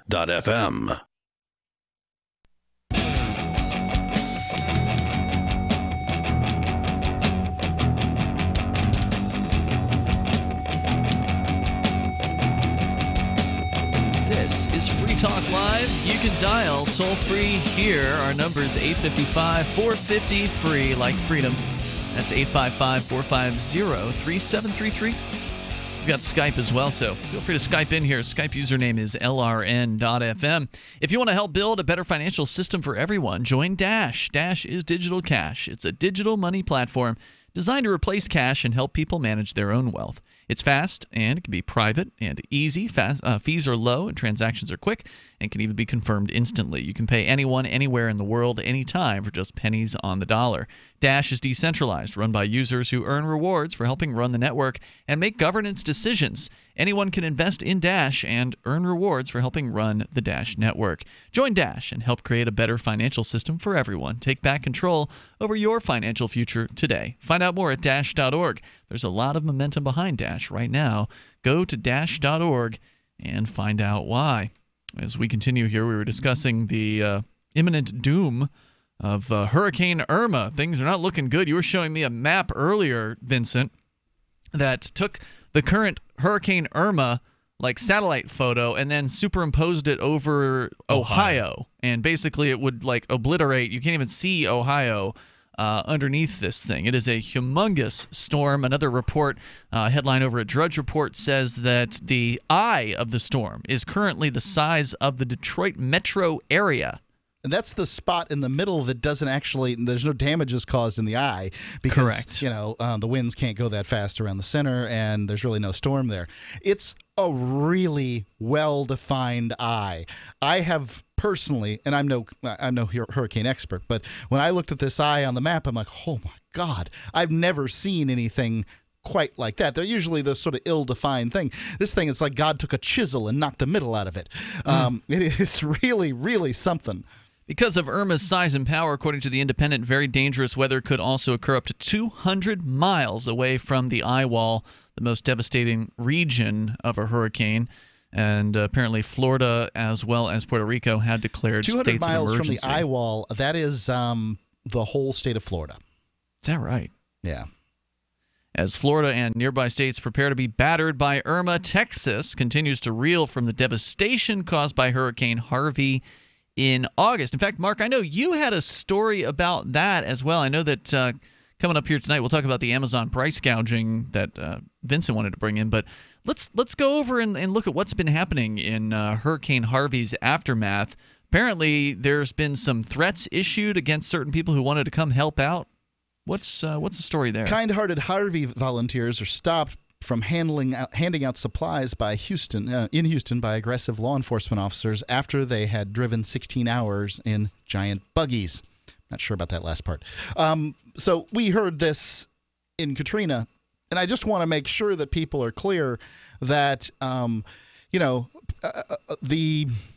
argument against libertarianism is always people will not do kind-hearted things in when those are in need. That's why we need the government. We need the government. Well, this is the government ensuring that people won't do kind-hearted things by preventing people from doing kind-hearted things. By threatening them. Right. And this is the argument that I get pummeled with on a regular basis, and I would posit back, we don't know what people would do because we have stories like this. Mm-hmm. Now, you might call it a one-off or something like that, but how many times do you need to read this story in order to say to yourself, it's not worth going, the government will take care of it? So what were they trying to help out? What, were they just like going to clear debris? Or are they trying to move people from one point to another? Or? Dailymail.co.uk. 2 Illinois men drove 16 hours in an RV, hauling 2 massive buggies to bring, and I presume these are vehicles that can handle like water, to bring people in Vidor, Texas, after Hurricane Harvey and had massive flooding and devastated the area. On September the 2nd, Jared and Scott Green, Jared Kirkendall and Scott Green had 4 people on board their buggy, and they were bringing them to dry land when the vehicle was stopped by a law enforcement officer. Video posted on Facebook shows a 2-minute exchange between Kirkendall and the officer where they were ordered to leave. The man stopped the buggy and asked, "Is this your vehicle?" Kirkendall said it was, and the man ordered him to step off the vehicle. For what? The officer responded aggressively, "'Cause I said so." Kirkendall explained that his identification was not with him. The law enforcement official told him to come down off the buggy or he would not be leaving. Wow. Yep. So I don't know if that means... And they were in the process of rescuing people when this happened. Yes. They had people... These are sort of like big mobile tractor platform things. Huh. This buggy. I mean, I don't know what term they're using here, but the 2 men spoke for less than a minute before shaking hands as Kirkendall climbed back onto the buggy. He said, "Next time, don't yell. We're just trying to help. We're out here as we're out a S-load of money." So they spent a lot of money to go down there and help out. To go down there and help people out. The officer said, "My house is flooded too, but I've got to be out here helping people. We appreciate that you're here, but we've got enough." The video's gone. I mean, enough help. Right. Do those 4 people in the buggy feel that way? Yeah. The video's gone viral on Facebook and has been viewed 4.5 million times. The Vidor Police Department said on Facebook that it was not one of their officers and that they are thankful for the volunteers. So well, then who the hell was it? I don't know. State police? Yeah, the Vidor Police Association said that it had been inundated with messages about the video and that any complaints should be directed to the Orange County Sheriff's Department. Sheriffs. Yeah. Kirkendall and Green left Illinois for Texas on August the 30th. Green posted a picture on Facebook of the 2 buggies and captioned it, "We're Texas bound. See if we can go give these folks a hand." Well, apparently they did, Yep. And then they got a hand out, meaning they were pushed out by the police. Yep. James Hartwell posted the video of the encounter on Facebook and captioned it, "So, this just happened. Jared Kirkendall and Scott Green were just told that they have to leave Vidor because they are not needed here. But yet they are doing more than any of the law enforcement is doing here." Surprise, surprise. This is the biggest crock of BS I've ever heard of. Wow. Effing power trip, helping people get treated like Isn't that crazy? And treated like that, and you can see as it's so crazy that these bureaucrats, these people, these tax feeders are in the time of the greatest need, in the time where people are really doing everything they can to come together. They're putting whatever their political viewpoints are aside, and they're just people helping people. In a time like that, for some petty cop to be swinging his what around like that is just, it's so embarrassing. And obviously, what was it, Vidor, Texas? Vidor. Yeah, I don't know. Obviously, the police department is acknowledging this. Like, it wasn't one of their officers, so they're not taking responsibility for his behavior. We would hope our officers would not be on a power trip when they're supposed to be out there helping people out. I mean, wow. And I haven't even seen the video. I'm just going off of what you said. I can imagine exactly how rude this officer he's just was. He's being as loud and as brusque as a person who's standing well below you while you're in a big giant chugging tractor machine to get you to get down. I mean, all he's got at that point is his voice and a gun. Yeah, well, he could shoot him off. Right. That would probably. That's go what happens if you don't go down. If you don't, voluntarily get off the or supposedly voluntarily. If he didn't voluntarily get off the tractor and got shot down, you can believe there'd be all these sycophants out there going, "He should have got off the tractor thing." Well, how does the police officer know he couldn't hear him? Yeah, if you disagree with the officer, settle it in court. Shouldn't have sought the good officer a bird and told him to go F himself. The toll-free number here, 855-450-FREE like freedom, 855-450-3733. It would have been amusing to see them just kind of, buzz off into the water and ignore the cop and let him swim. What, he's going to do, swim after him? More coming up. North Korea openly threatens the U.S. and launches a new missile every other week. Their warhead of choice? Electromagnetic pulse. Such an event would cripple the U.S. power grid for years and leave millions in the dark. Are you ready? You can be with a Solarc EMP-hardened solar generator. Solarc works day in and day out to keep your essentials protected. You can have peace of mind knowing your power will be there when you most need it. Visit PortableSolarLLC.com to see EMP testing. That's PortableSolarLLC.com. Energy insurance for your family. You want to save money in a place that gives you growth, control, and certainty without stock market risk or tax risk, and you want guarantees and you want it all tax-free. That's a tall order. But you can get all of that with properly designed participating whole life insurance. Most people think life insurance pays after you're dead. That's true. But you can have tax-free access to use your life insurance while you're alive. Get the free book to find out how. Call 702-660-7000. On Free Talk Live, we're bringing people to the ideas of liberty every day. From wrestling superstars like Glenn Jacobs. You guys really are having an impact, I believe. Like I said, a lot of where I am now is due to listening to Free Talk Live. You changed my mind on some very important issues years ago. To random people tuning in on the radio. I was kind of stuck in the left-right paradigm. I heard your show by chance on a Saturday night. From there, I went on, joined the Free State Project, and become an amplifier. So, I mean, that's really the reason why I amp is because I know that if it wasn't for you guys being on as many stations as you are, I never would have found the ideas of liberty. Your amp will directly change more lives by getting Free Talk Live in front of people looking for talk radio online and on the air. When you amp Free Talk Live, you get perks like access to the AMP-only Facebook group and AMP podcast. Visit amp.freetalklive.com. Imagine, if you will, a virtual world, a symbiotic economy with its own currency, where you can barter your services with others. Symbi.com is a marketplace of real people exchanging skills and services, from web developers, marketers, video production specialists, and teachers of all sorts, to gaming consulting or fitness coaching. Symbi.com is a vast world of people trading freely. Take my word for it, it's an adventure you can't afford to miss. Simbi.com. There are lots of ways to listen to Free Talk Live. Our podcast has been around since podcasts began, and now the FTL feed is loaded with content besides our full show archives. Did you know that we make it easy for you to customize your podcast subscriptions? We have different feeds, one that includes only our full shows, one with just the Daily Digest, and one with just the Edgington Post. You decide what you listen to. It's quick and easy to customize your feeds at feeds.freetalklive.com. That's feeds.freetalklive.com. Money, power, and respect are all yours at CreditSuccessSecretsRevealed.com. Be seen as an industry leader. You can do it.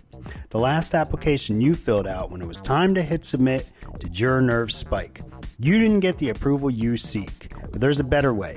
We teach you exactly what to place into the right systems the right way the first time so you get approved. Get up to $100,000 in instant business credit. Many people will get cash on the spot. Use those two tools in your new corporate credit engine.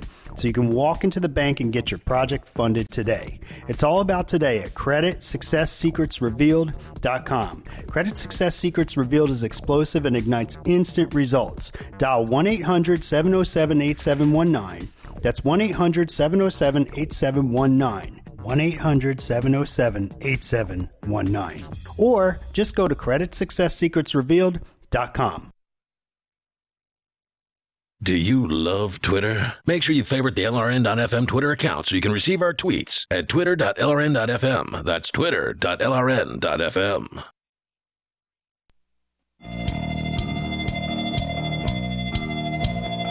Free Talk Live. Dial toll free. Take control of the airwaves.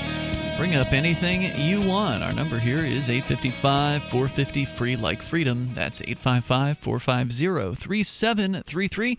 Joining you in studio, you've got Ian. You got Vincent. And Mark. We're going to go back to your calls and thoughts. We've been talking kind of natural disasters, what's happened in the aftermath of Hurricane Harvey, the oncoming Hurricane Irma, I think it was, the big old monster Category 5, 185, 186 mile an hour beast that is currently out in the Atlantic Ocean. They're saying it's the strongest hurricane on record. But let's go to your calls and thoughts here first, where Tom is on the line in Nashua, New Hampshire. Tom, you're on Free Talk Live. Yeah, Monday night in New Carlisle, Ohio, a news photographer was driving around looking for good places to take pictures of a lightning storm, and instead saw a traffic stop and parked the car, got out, and was setting up a tripod and a camera. And the cops supposedly thought that the photographer was pointing a weapon at the cop. Oh, no. Oh, yeah, and this so story. the cop shot the human, and apparently, like this news photographer knew the cop, and so therefore was saying, I hope the cop doesn't get fired for that. But in any case, the excuse that they thought the camera was a gun, I suspect, is a bunch of baloney. That what they're doing is they want to intimidate the humans into not video recording the cops, because if among the things that can happen to you is they'll snatch your camera and destroy it and beat the living daylights out of you and deny everything and arrest you for disorderly conduct, resisting arrest, and assault and battery on a police officer. Well, I can't tell you what the police officers would do or what they're thinking, but what I can say is that every court has come down on police officers for trying to arrest people for filming them. And this is sort of the final thing where you can't, as long as the police officer says, I thought it was a gun. Yeah, I felt like I was in danger. It doesn't matter if it's a lollipop. It doesn't matter if you're dressed in a little sailor outfit and you got a lollipop. It doesn't matter. Yeah. At that point, that's the end of it. At this point, we have to say excuse, rejected, and demand the copper rule, which I've mentioned before. What's the maximum that a human being could get for shooting a cop and the cop gets rushed to the hospital? That's the minimum that the cop has to get. And excuse rejected, because the cop is just claiming to have thought that the camera was a gun because the cops want to intimidate the humans into not video recording the cops' criminal wrongdoings. And they want to say, like, oh, no, we only shoot black people, and they don't want it to be on record. That was said by an officer. I suspect black officers don't feel the same way, but I saw something on Facebook I kind of liked, which is the suggestion that the payouts for these people that are harmed by police officers, the rare payout, the payouts ought to come out of the pension fund, because if it comes out of police pension fund, whether it comes out or not. Whether the payout is awarded or not, the police have all their buddies in the department are going to be like, mad. "Hey, could you frickin' stop shooting people, Jim?" Yeah. This is the second photographer in 2 years, Jim. We're not going to retire. I'm going to be a dog catcher until I'm 70, Jim. And they'll fire people over this stuff. That'd be a big change. Yeah. Go ahead, Tom. Anyway, yeah. Definitely got to like I said, the copper rule, and the cop has to be considered guilty until proven innocent, because it's not the job of the humans to collect evidence, especially when the humans are scared out of their wits that if they try to collect the evidence, then the cops are going to shoot them. So we definitely got to demand the copper rule. Thank you for the call tonight, Tom. I'm glad you brought up the story. It's not the first time a cop has claimed that a camera looked like a gun, or they absurdly believed that a camera was a gun. It's absolutely ridiculous. I think anybody that looks at those cases would agree, but it is an excuse that they can use. And I think that Tom is right that it is designed to put the fear into videographers. It's designed to get you to think twice about recording a police encounter. And it's speculation. I don't know what it's designed to do. Well, I can tell you one thing's not speculation. Maybe he thought somebody, randomly was setting up a 50 cal to mow him down on the tripod. I mean, maybe this guy is that deluded. Could be. But maybe he suffers PTSD from combat If I zones. carry a gun and I shoot people randomly that have items in their hands, and then I claim that it's a gun, that's not going to work. It's not going to work. No. And that's what I think Tom's sort of alluding to some extent here. And I think that's where we need to start looking is So why does it work for the cops? Why? Who are these people, and why do we give them this level of deference? I don't, but you're right. Generally, people do, because they've got a badge and a uniform on. All of a sudden, they're honest. Yeah, I was coming back from a city hall meeting, and I saw the cops that were tailing the guy I was with. They parked illegally, right? He was like parked in 2 spots. So I started, taking pictures of it because I thought it was funny. And a bunch of sheeps run up to me and they're saying, "Oh no, don't do that. That's illegal. You can't, take a picture of our license plate and cop cars and everything." Well, actually, I was in your neighborhood the other night at down by the college doing some Know Your Rights outreach, and one of the guys that I was talking to was telling me that the other day that he was in a situation where he was attempting to record the police, and they lied to him and told him that it was illegal to record them. And this was Keene police, who should know better than that. If he had that on video, yep, he would he'd get himself a nice little settlement. Oh yeah, this is the thing that if you can get a police officer attempting to prevent you from videoing a situation.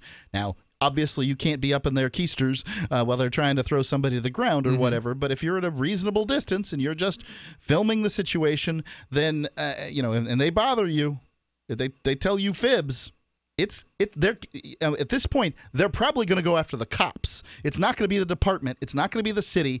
It's going to be those cops that do it. Well, right, because the department will probably have said by this point to the cops, issued some sort of notice, issued some kind of memo of, hey, we don't like to do it, but we got to let these people record, or else they're going to sue us, and then, we're going to have to pay more in insurance fees, and we just don't want to have to do that, guys.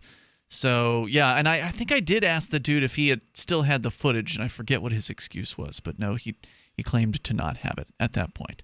But, yeah, you're right. So the cops can lie. They're, in fact, trained to lie in certain circumstances. And there's no real punishment for the police lying in a lot of cases. And if you believe their lie, then they've accomplished their mission. They intimidated you into not recording that situation. Right. So I don't blame somebody from being intimidated by the police. They are a scary bunch. You do never know when you're dealing with a rogue cop, so you never know when you pull your camera out and start recording. You don't know if the cop's going to beat you because of that, okay? Or shoot you, apparently. Or shoot you. So obviously you don't know what's going to happen, but in my opinion, you're better off recording than not. Just overall. Obviously, bad things can happen. Unusual circumstances can present themselves. But I think as a general rule, as somebody who has spent countless hours recording police, I think you're better off doing it than not doing it at all. Now, obviously, there's risks involved, and, maybe you should have an attorney just in case they decide to arrest you over your recording. Toll-free number here tonight is 855-450, free like freedom. Let's go to James. He's in Arizona. James, you're on Free Talk Live. Go ahead. Hello? Vincent, that's classic. You calling somebody a sheep, you New Hampshire Ian Stooge. Has a nicest ring to it, doesn't you, tool? Well, nice to talk to you, James. It's been a while. You're a tool. And Mark Edgington and Ian Bernard wouldn't be laughing if you were my kid. Because we're not your kid. Why, you going to beat the crap out of us? Mark Edgington, you shouldn't be laughing very much longer because you're going to publicly apologize and make amends for hurting my psyche and teaching us Amends little for tools hurting to your lie. psyche. Yes. How is You're exactly lying this going back. to occur? Hey, Mark Edgington, you're a lying. We're having a back, conversation and here. you're If you gonna want to have a win. conversation, How Mark do has you a question. Imagine that's going to occur, that I'm going to apologize. Your ugly wife and child are going to regret it if you don't. My You're wife lying back. And I'm warning you, I am going to hurt you for Should lying I hold him on over, airways Mark, or about me repeating. it's up to you? You're the No, one who no, wants I'm to talk going to this guy. I'm just going to cut this audio up and put it up there for more evidence. Thanks for the call. More coming up here. This is Free Talk Live. Ron Paul, Judge Napolitano, Jesse Ventura, Dennis Kucinich, Roger Ver, Colin and Jim Cantrell, Jordan Page, and Tatiana Moroz. Top minds in aerospace, cryptocurrency, blockchain technology, fine arts, politics, and finance, all at the Nexus Conference in Aspen, Colorado, September the 21st through the 23rd. Don't let this opportunity pass you by. Get your tickets now at nexus.freetalklive.com. New ideas and new opportunities all to be had on September the 21st through the 23rd. Nexus.freetalklive.com. Imagine, if you will, a virtual world, a symbiotic economy with its own currency, where you can barter your services with others. Symbi.com is a marketplace of real people exchanging skills and services, from web developers, marketers, video production specialists, and teachers of all sorts, to gaming consulting or fitness coaching. Symbi.com is a vast world of people trading freely. Take my word for it, it's an adventure you can't afford to miss. Simbi.com. It's not a matter of if, it's a matter of when. And when your identity is hacked, it's a nightmare. Hi everyone, Paul with Liberty ID. Did you know that children are 52 times more likely to suffer from identity theft than adults? Is your family prepared? Identity monitoring will not fix the fallout. Liberty ID does. Here's an exciting offer for listeners to this station. Go to libertyid.com and cover your entire family, your spouse, your children, and your parents for only $129 a year. That's right, $129 a year. Use promo code FREE TRIAL and we'll give you the first 60 days free. That's libertyid.com, promo code FREE TRIAL. Prepare your family for less than half what other companies charge for only monitoring. libertyid.com, promo code FREE TRIAL. libertyid.com, the name in identity theft restoration. Understanding your credit score is the first step towards managing and improving it. This is Charlie Sundstrom with your Van Dyke Mortgage Minute. The most influential component of your credit score is your payment history. Almost equally as important is the amount you owe on credit accounts. Also impacting your score, but to a lesser degree, are the length of time you've utilized your credit, the number of new accounts, credit inquiries, and your various types of credit accounts.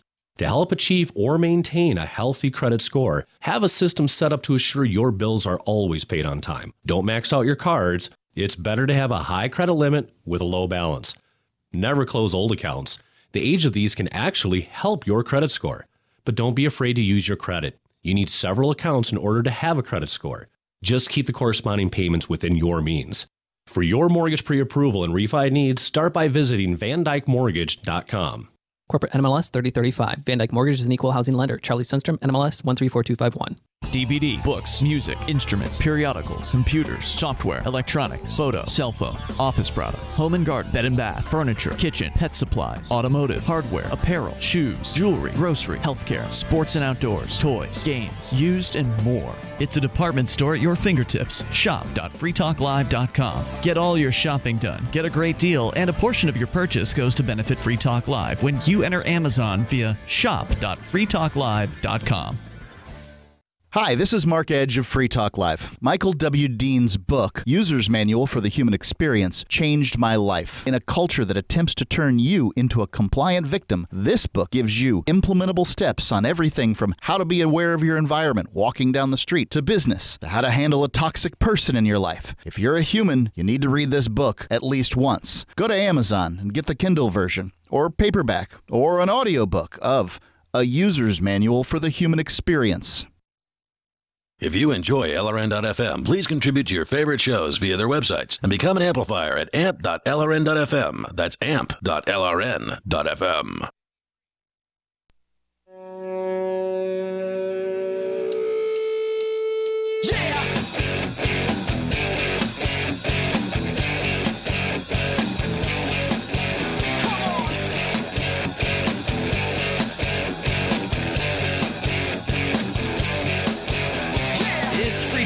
live, and you can dial toll-free. Take control of the airwaves here. Bring up anything you want. Our number is 855-450-FREE like freedom. That's 855-450-3733. And we do have Skype, so Skype on in to join us at Skype username LRN.FM.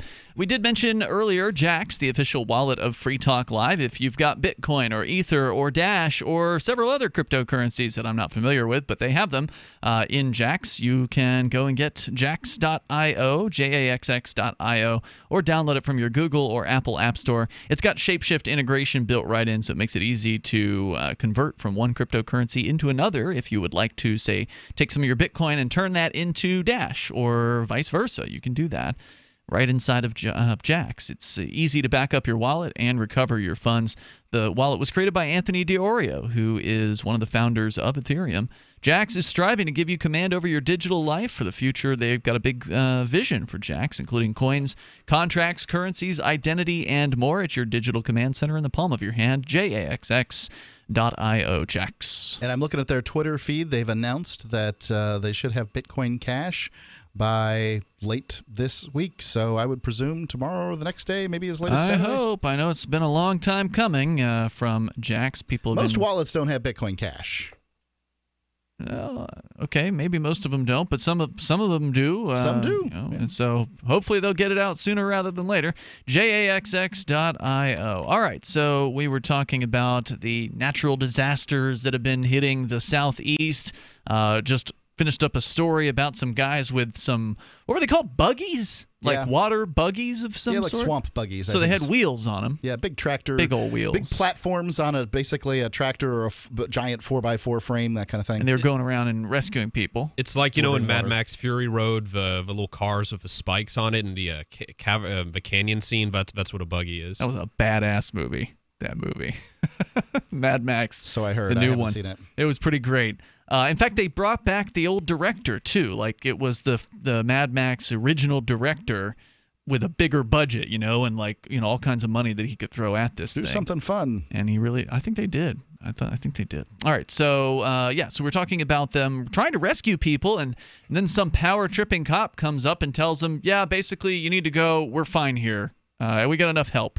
We don't need you helping people, even though they actually had people that they had rescued on their tractor at that time when the cop was threatening them. Yeah, it doesn't make any sense. So you can share your thoughts on that if you'd like. Also on the way here, I know, Vincent, you had a story as well about Amazon price gouging. So let's take it back to, that was kind of an update on Hurricane Harvey, the Texas story. But let's take it back to the preparations for Hurricane Irma, which is currently causing some damage over in the Caribbean, and expected to make landfall in Florida within a few days. I'm not sure exactly how many. I don't have the chart up in front of me at the moment. But, Vincent, some people are claiming that Amazon is engaging in price gouging, which is the first time I've ever heard that claim.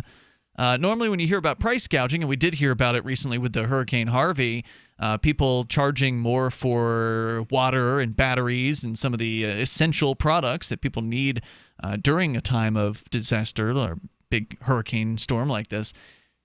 And it's normally directed at, little corner stores, the Quick Stop, or, whatever companies are around in the physical area. But now they're saying it was Amazon? Where's this story coming from? It's coming from CBS News, and it's accusation of price gouging.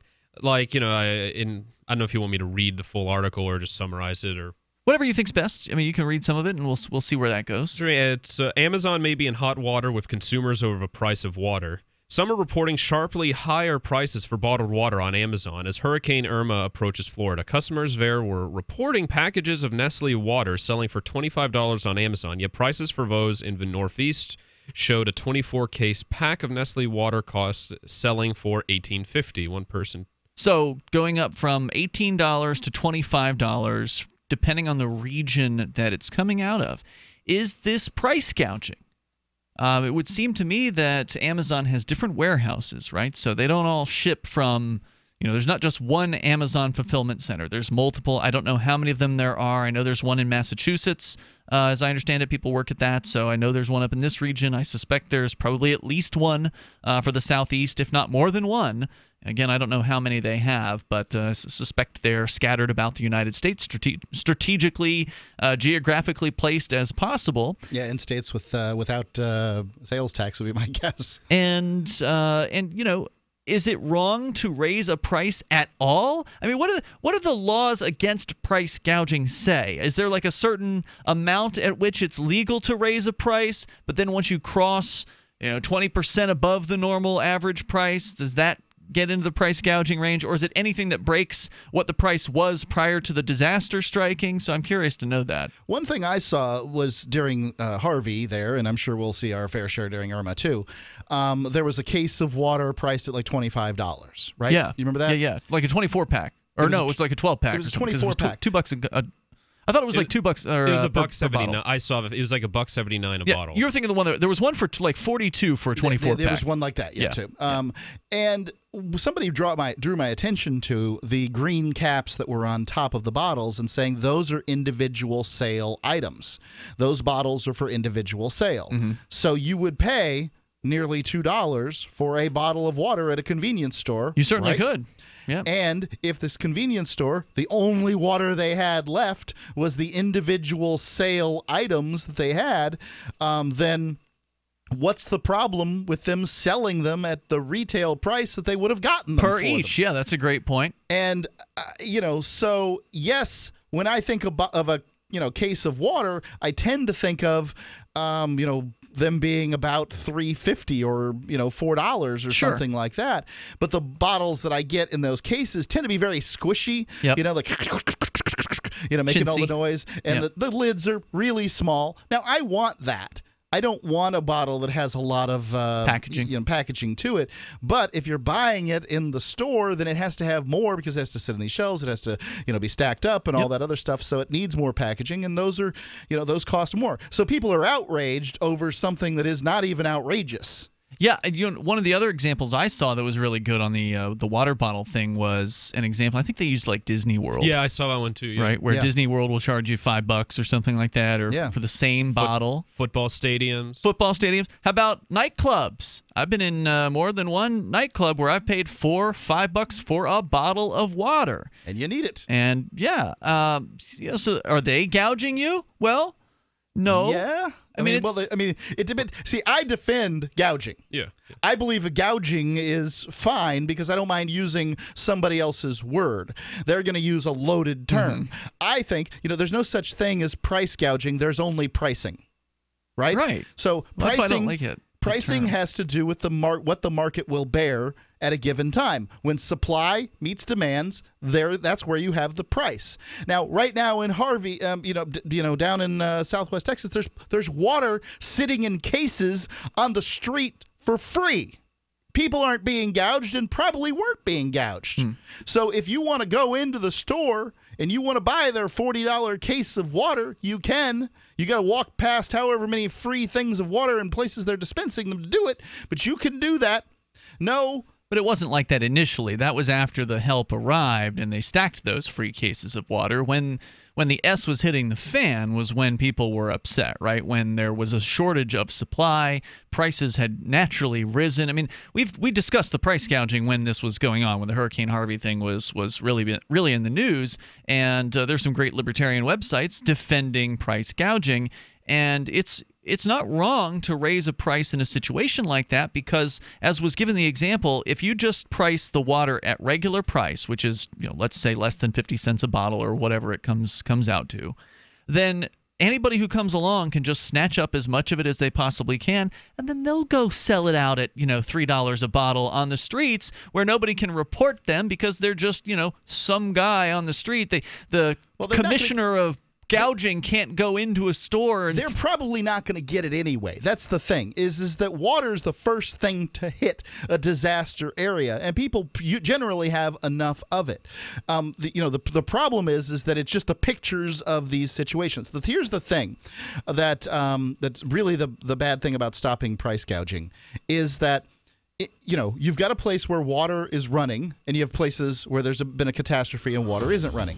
The place where the water isn't running is not going to have, people are going to consume more bottled water, right? Mm-hmm. Well, the marketplace needs signals to send more water to the place where more water is being consumed. High price is a signal. Signal is pricing. Right. It says to people, hey, you can make some money on water if you can get it here. And then they would have the incentive to do that. But if there is no incentive, or if the incentive is too low, then some of them aren't going to bother. More coming up. Have you wanted to get into Bitcoin mining but don't want to deal with the hassle and frustration of operating the mining hardware? Let pool.bitcoin.com handle it for you like I did. Just visit pool.bitcoin.com and use their calculator to estimate what you could end up making. You get to decide which Bitcoin you want to mine. If you already have mining equipment, you're invited to join pool.bitcoin.com. Get all the details and get started mining Bitcoin at pool.bitcoin.com. Do you want to help build a better financial system for everyone? Join Dash. Dash is Digital Cash, a digital money platform designed to replace cash and help people manage their own wealth. It's fast and easy. Fees are low and transactions are confirmed instantly. Dash is decentralized, run by users who earn rewards for helping run the network and make governance decisions. Help people take control over their financial future today. Find out more at dash.org. Are you tired of your taxes funding endless occupations around the world? Antiwar.com is run by people who understand that wars abroad become wars at home, wars on our freedoms. Antiwar.com is dedicated to bringing you the latest in news, views, interviews, and reviews from the top movers and shakers in the anti-occupation movement. Antiwar.com has it all, from thorough foreign policy analysis to interviews with whistleblowers who used to run the military-industrial complex. Anti-war, pro-free market. That's antiwar.com. The three most important things you can do for Free Talk Live are: 1, share one episode a week on Facebook or in some other social networking site. 2, buy the things you buy online through shop.freetalklive.com. 3, give $5 a month to the AMP program. It's my firm belief that Free Talk Live's AMP program is the best use of your charitable dollar among liberty-oriented organizations. Support all the organizations you love, but make sure you give $5 a month to AMP at amp.freetalklive.com. You're listening to the live edition of Free Talk Live. Hour number 3 is next after the news here on the Liberty Radio Network at LRN.FM. From Keene in the Shire, the Liberty Media capital of the world, this is Daryl W. Perry, host of FPP Radio News for Wednesday, September 6, 2017. Silver is trading at $17.93 per ounce. Gold is valued at $1,340 per ounce. Bitcoin is trading at 4.6 cents, and the average price of Bitcoin is $4,615.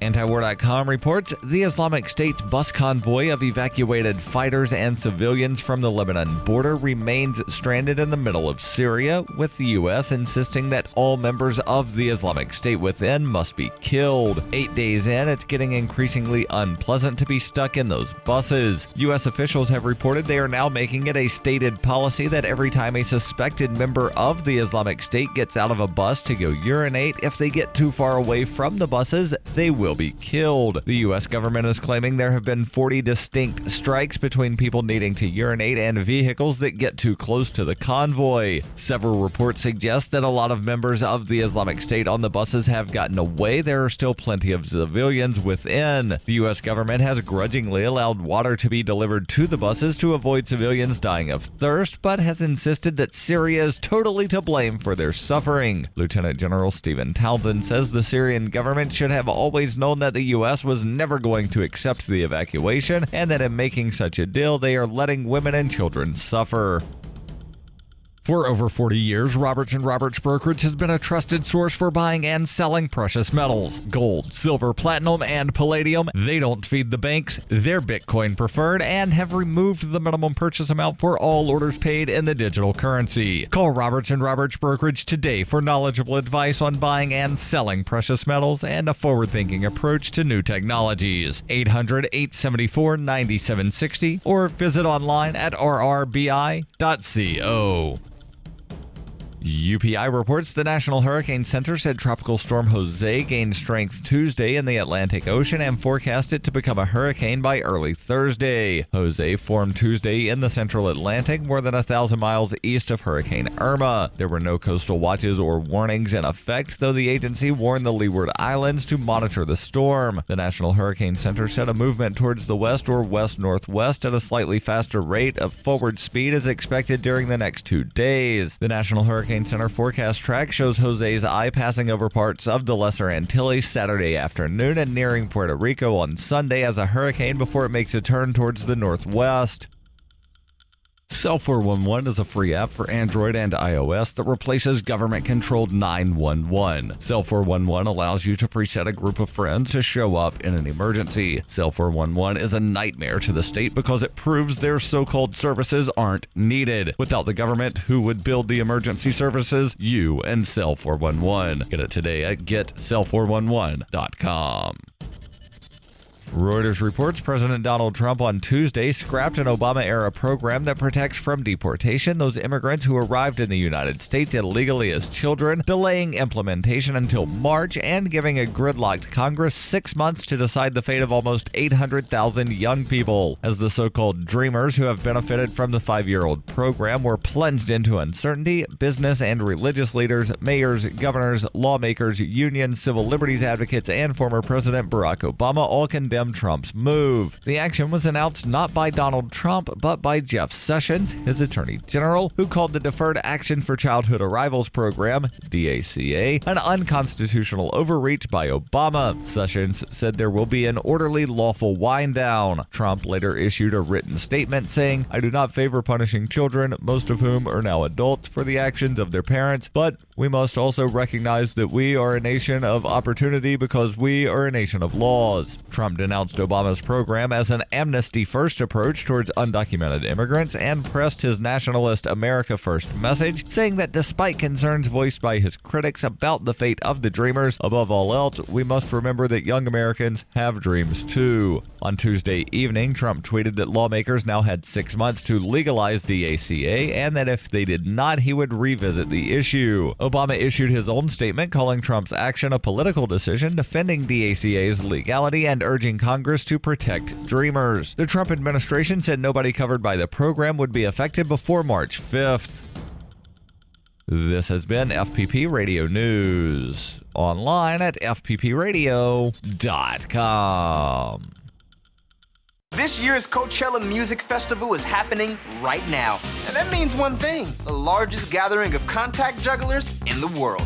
All the biggest names from the sea juggling scene are performing all over the festival, including Mr. Tomorrow, Isis, White Angel, Chad Brunstein, and of course, the legendary Conundrum. Our own Lena Perez is live at Coachella. This music festival is a who's who of org masters and jugglement. What have the highlights been so far? Well, Yasu Kaitu did his first stateside performance in 3 years over by the Smoothie Tent, which was amazing. And there was festival favorite Hans Hansman freestyling in his usual spot near the portable toilets. But I'm really excited for Becca Flannery Miller. She's 4'5", wears transition lenses, and is a master of the multi-ball. I love her. And I heard there was a surprise late night set from the Winterhorn Brothers. Yeah, right outside the DJ tent. It was an unbelievable flurry of spearsmanship. I wish I was there. This is the Onion News Network.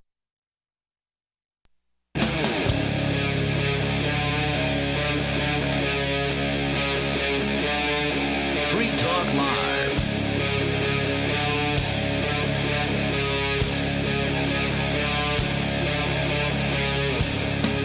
It's Free Talk Live. You can dial toll-free here to bring up whatever you want. Our number is 855-450-FREE like freedom.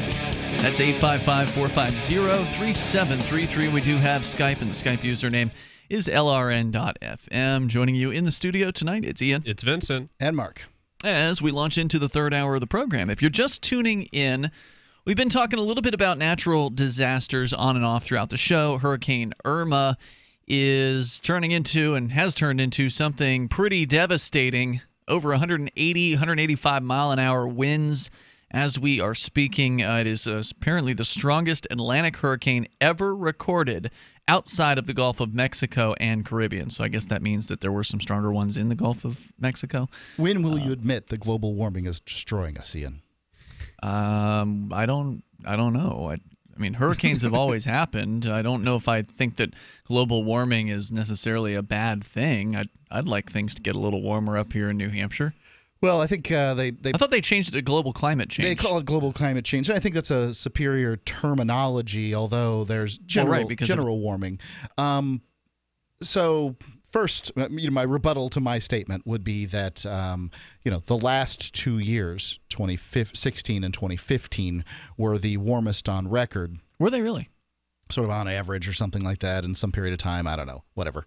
Okay. And they didn't have gigantic hurricanes tearing grooves through Texas and Florida. So right. So it's not necessarily warm weather. So it's not necessarily global warming that's causing this. There have been the gays, Mark? Somebody said it was the gays. I really can't rebut. If somebody believes Jesus is punishing the United States, why would he target Texas of all places to punish the gays? Right? Wouldn't he punish like Massachusetts? Maybe or something? he's mad because Texas hasn't executed enough gays. Corpus Christi, Texas. Yeah, Corpse of Christ. Yeah, I cannot imagine why somebody would come up with that conclusion, but that's their business, not mine. It's the white Trump voters in Houston, a mainly liberal minority city. That's why he got attacked. Because Jesus is a Democrat? Is that the idea? No, it's. Oh no, I'm sorry. Oh, you're talking about causes. I'm talking about why some people are celebrating it. Okay, never mind. I see. So I was, of course, joking, but there are people who seriously do believe that it's some sort of, punishment. Sure. And they've been saying this forever. I mean, every time some sort of hurricane does devastation. The Black Plague was, I'm surely for something. So you can comment if you want to join us here. The toll-free number is 855-450-FREE. You were just getting started, Vincent, sharing with us a story out of, I forget what the source was. But CBS News. CBS, thank you. That was about the so-called gouging when it comes to Amazon. What they found was some water that was for sale for more expensive to somebody who was looking at the price of it in the Southeast, but somebody who was in the Northeast, they would see a cheaper price. Yes. Tell me more about that. So the article continues. Amazon said it doesn't engage in surge pricing and denied that bottled water prices have changed recently. Quote, "We do not engage in surge pricing," the spokesperson said in a statement. "Amazon prices do not fluctuate by region or delivery location. Prices on bottled water from Amazon and third-party sellers that are doing their own fulfillment to customers have not widely fluctuated in the last month. It could be that customers are seeing..." unquote. "It could be that customers are seeing the higher-priced items that remain in stock after lower-priced products sell out. However, rather than merchants boosting prices in response to the storm, Amazon instead calls its price practices dynamic pricing. In this model, items that are in demand receive price tweaks thanks to Amazon's pricing algorithms. As demand spikes, prices go higher. The model also responds to pricing at the other merchants." When CBS asked earlier this year about basically they've called gouging dynamic pricing. Yeah, but it's a robot's fault. It's a robot that does it. Which is great. I mean, as we were saying, we support Who gets their water pricing. delivered by Amazon? This has got to be the most inefficient way to get your water. Well, I mean, if you got the Amazon Prime, don't they give you the 2-day delivery thing?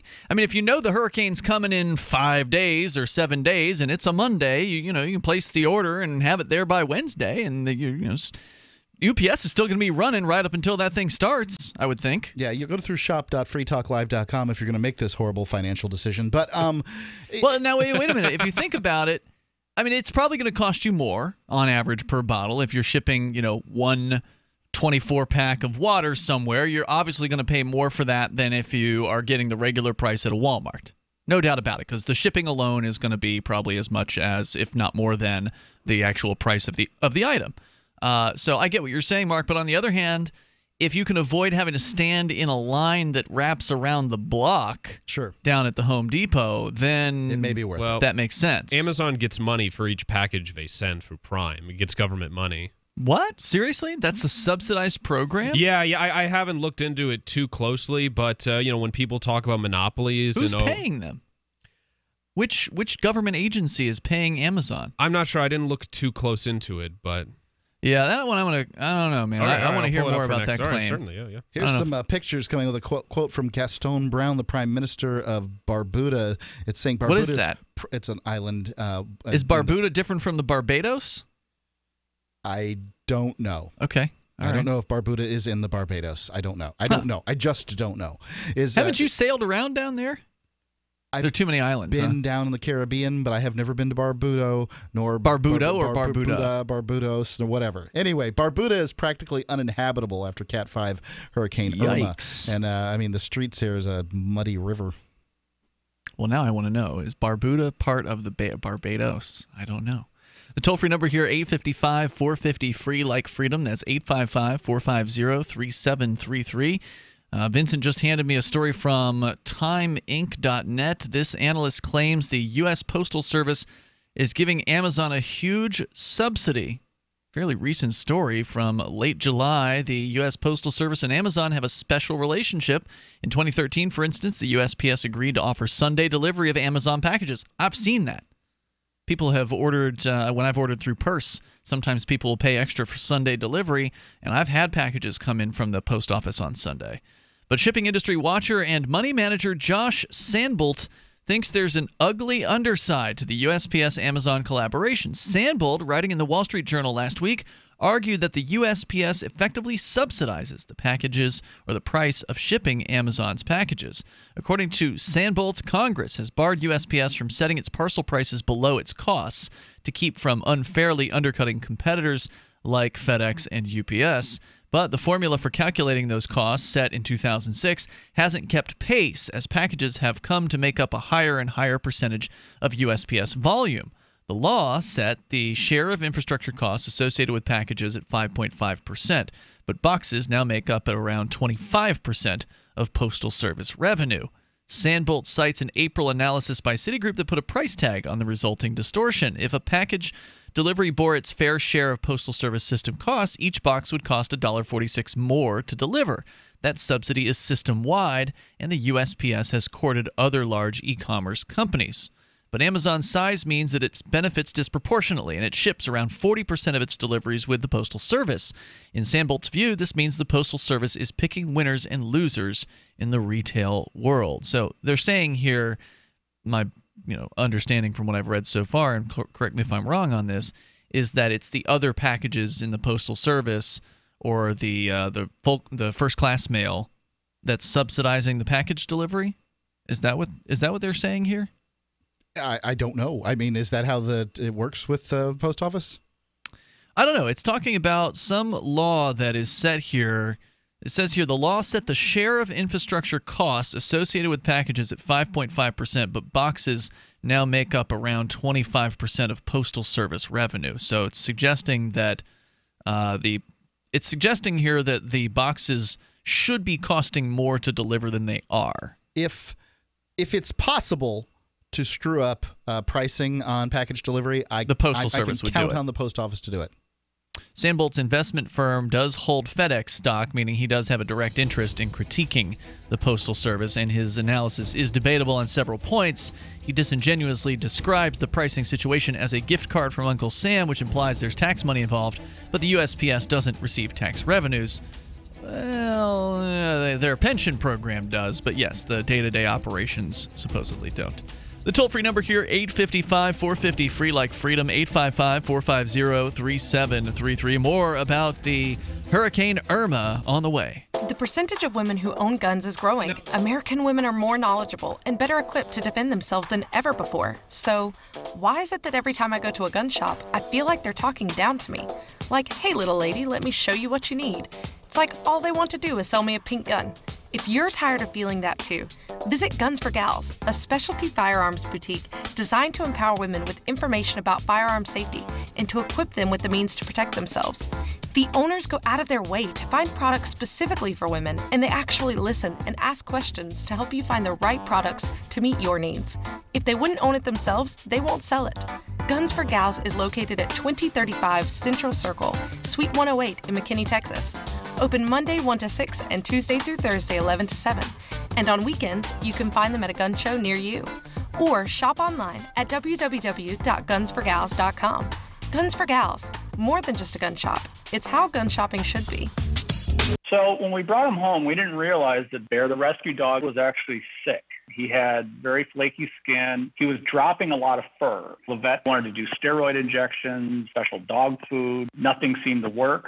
So I've been hearing Dinovite on the radio for years. Petey stopped eating. All his hair fell out. Itching, licking, missing fur. DINOVITE.com. 859-428-1000. And then it finally sunk in. Oh, you're talking about hair and skin. And all right, I'll try it. Well, it took probably 6 weeks, but after we started using Dinovite, no more flaky skin. He doesn't scratch and itch, and he started to put weight on.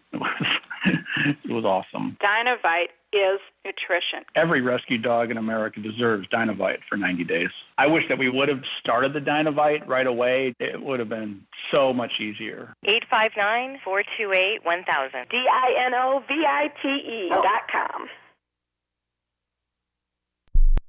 The Free State Project has reached its goal of 20,000 liberty lovers who've pledged to move to New Hampshire and get active to achieve liberty in our lifetime.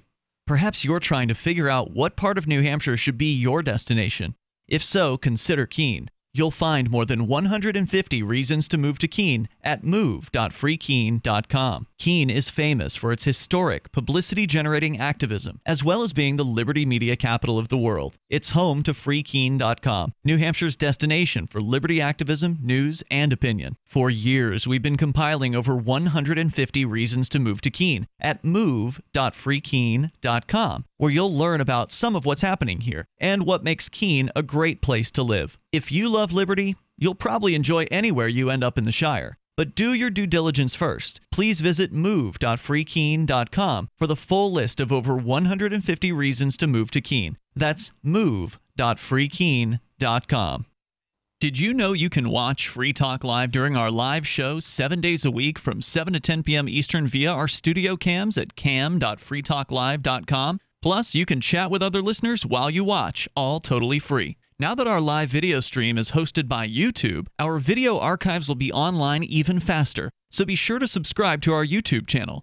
Listen, watch, and chat all free at cam.freetalklive.com. That's cam.freetalklive.com. Radio is the most personal of mediums. I exist right now in your head. If you listen to Free Talk Live regularly, you know me. Free Talk Live is on more than 160 radio stations around the U.S. and has been downloaded on every continent around the world. Hundreds of thousands of listeners with ad packages from $600 a month to $6,000 a month. Imagine what we can do for your business, project, website, or idea. Email me, mark@freetalklive.com.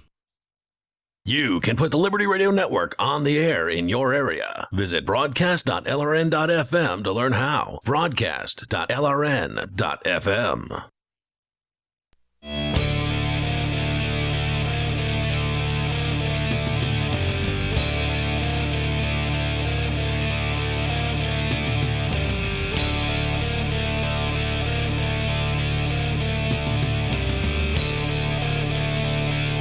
Free Talk Live. You dial on in here toll free. Bring up whatever you want. Our number is 855-450. Free like freedom. That's 855-450-3733. We do have Skype, and the Skype username is lrn.fm. With you tonight, it's Ian. It's Vincent. And Mark. As we continue, well, of course, you can take control of the airwaves here and bring up anything you want. Mark, I do want you to tell us about the Bullet Blocker. Yeah, Bullet Blocker is a garment company. They were founded by a former Army Ranger and a firearms instructor with the goal of making backpacks for kids to protect them in case of school shooting.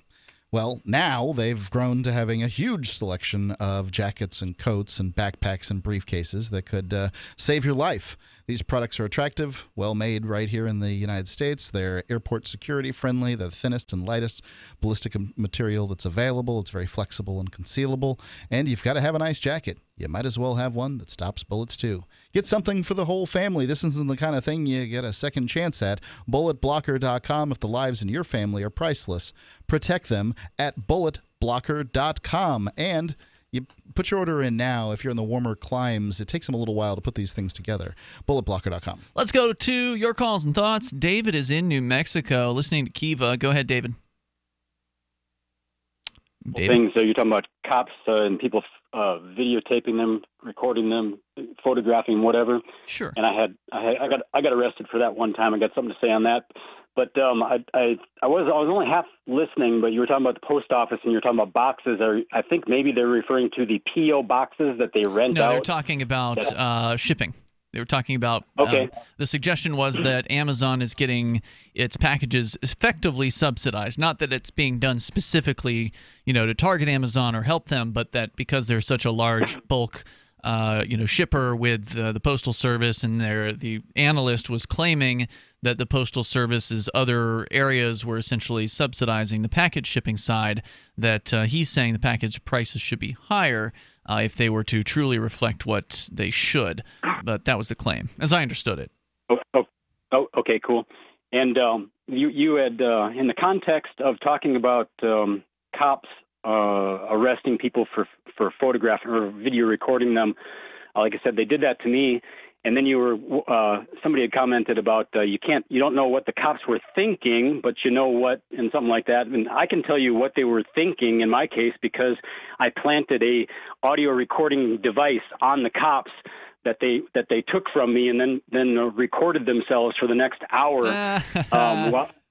We've seen this happen more than once, too. Can you tell me about this, how you managed to pull this off? I'd like a little more clarity. Well, whenever you get anywhere near a cop, you start your recording devices, and you have multiples of them planted. You have your phone, and you have your little, mini dictaphone, whatever, your voice note recorder in another pocket and such like that. And inevitably they take them from you, or sometimes they don't find them at all. Other times they take them from you and they never check to see if they're recording or not. And then if they do find that it's recording, they have a dilemma of whether they tamper with your device. If they shut it off, there's a question in court as to whether they were trying to hide evidence. You see what I'm saying? Mm. So whenever I encounter cops, I always have running recording devices all over my body and planted in my car or my premises or wherever I am, so that they can't possibly find them all, and inevitably the whole thing gets recorded.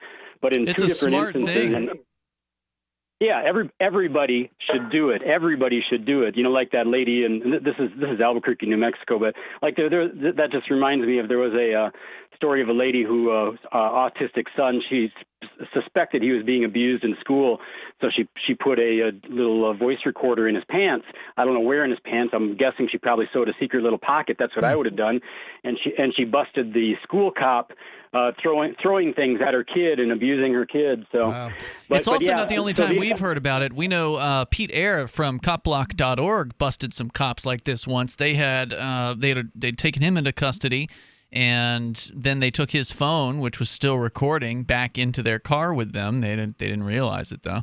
And you got to overhear the entirety of their very corrupt conversation, where they were talking about his anarchist flyers and trumping up some charges to bring on him, and making his day very, very unhappy. And that wasn't the first time we've seen stories like that. There have been other instances where activists or others have been pulled over and had a recording device going. The cops have failed to shut it off and revealed some very, very untoward and inappropriate things being said by those officers when they thought no one was listening. And that's, to me, when you really get to find out what a cop is like, is when they're alone with their buddies and they get to say how they really feel. And I think those that happened.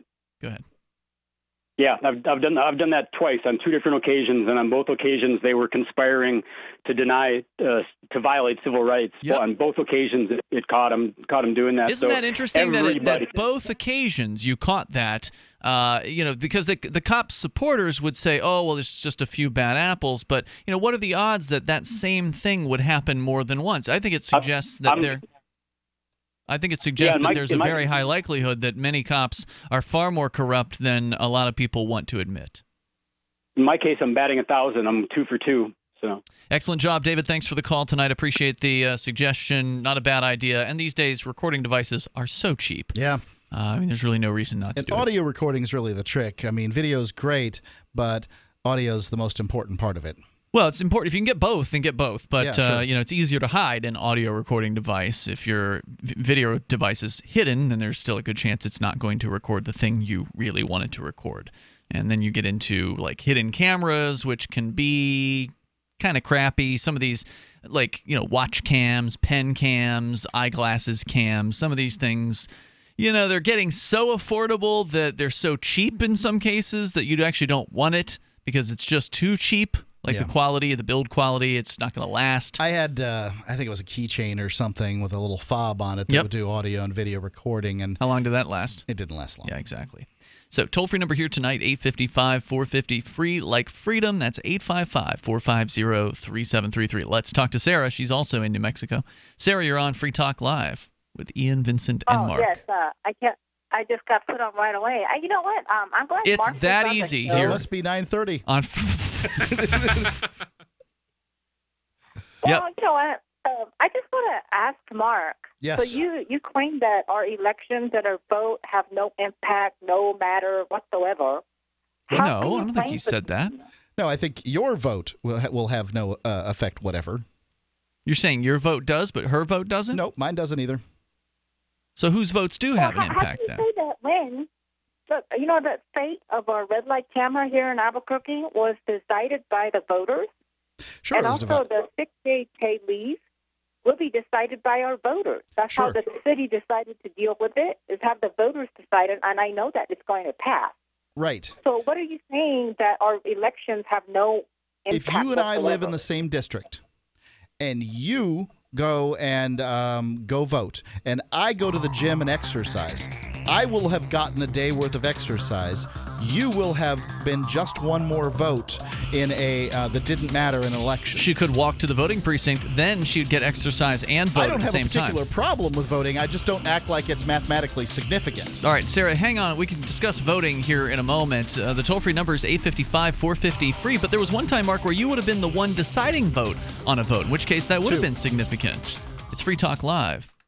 Hunters, anglers, campers, and survivalists. Get back to nature. Expand your horizons with the highest quality, most versatile, unique slingshots and sling bows on the market at slingbow.com. Sling bow products are compact and models start from just $17.98. They're perfect for your bug out bag or storing in your vehicle. Give yourself and your loved ones the excitement and tradition of sling bow. A new frontier in archery and truly modern twist on this primitive survival tool. Feel the thrill only at slingbow.com. If you had purchased $100 of Bitcoin in 2010, today you'd have $2,600,000. While that sinks in, you now have a huge cryptocurrency opportunity at below market price at a guaranteed 10 cents per coin. ProCoin, a coin publicly traded on the open market, easily converted to cash, available in 60 countries, and ProCoin is the only cryptocurrency offering coin-back rewards for consumers and merchants. Take action by August 31st at procoincurrency.net. That's procoincurrency.net. Deadline for 10-cent guarantee is August 31st. This is Michael Dean from the Freedom Fiends. I've run websites since 1996 and have used over a dozen web hosts in that time. AgristHosting.com is the only one that hasn't broken my heart. Agrist Hosting's uptime and service is stellar, and their DDoS mitigation is the best I've seen. That's important because if you tell the truth in this world, you'll ruffle feathers. And some people will try dirty tricks to silence your voice. No matter what the haters hit us with, Agrist Hosting keeps our websites online. If you have a mission-critical commercial presence or a world-changing activism site, you cannot tolerate any skullduggery. So go with AgristHosting.com. Have a WordPress or blog site, but you're not satisfied with performance or uptime? Or just want raw hosting? Want to pay with Bitcoin? Agrist Hosting specializes in high-performance hosting with personalized service. Go to AgristHosting.com and click on the button that says Get Hosted. That's AgristHosting.com. This Your Family Today tip is brought to you by Nestle Pure Life Water, helping you drink better and live better by providing a zero-calorie alternative to sugary drinks. Visit us at nestle-purelife.us. When kids are playing, they often don't want to stop to keep hydrated, so send them out with a bottle of water and encourage them to take frequent drink breaks, or call them inside for a quick sip. For more tips like these, visit us at parenthood.com/yourfamilytoday. For years, LRN.FM has had a listen line that you can call and listen to LRN.FM anytime. Now we're taking the idea to a new level with the LRN.FM audio on demand line. You can call 641-793-9660 anytime and listen to LRN.FM's live feed, and you can listen to a bunch of our original shows on demand. Long distance fees may apply. Just dial 641-793-9660 and choose from the menu 641-793-9660. Is spreading the message of liberty, cryptocurrency, and peace around the globe worth $2 per month to you? As you may already know, in addition to our internet feed, LRN.FM broadcasts on free-to-air satellite across North and Central America, as well as Sub-Saharan Africa. And we've been available on satellite for free 24/7 since 2010. The LRN.FM free-to-air satellite signal is reaching some of the most oppressive regimes in the world, and there's no doubt our ideas are making an impact. You can learn more about the channel's impact by watching the 3-minute video at fund.lrn.fm. If you'd like to help free minds globally with our ideas of liberty, cryptocurrency, and peace, you can donate as little as $2 per month via fund.lrn.fm. You can help us continue and expand our satellite broadcast to multiple continents. Visit fund.lrn.fm today, and thank you for your help. Don't forget to share the link on social media. That's fund.lrn.fm. You can connect with the Liberty Radio Network via our Facebook page at facebook.lrn.fm. That's facebook.lrn.fm.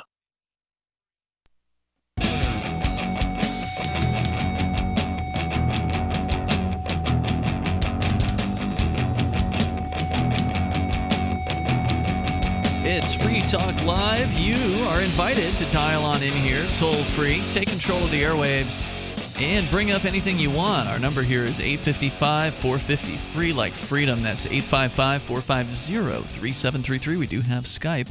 Skype username, LRN.FM. With you tonight, you've got Ian. You got Vincent. And Mark. And Mark, give us an update. What is the latest from Uganda?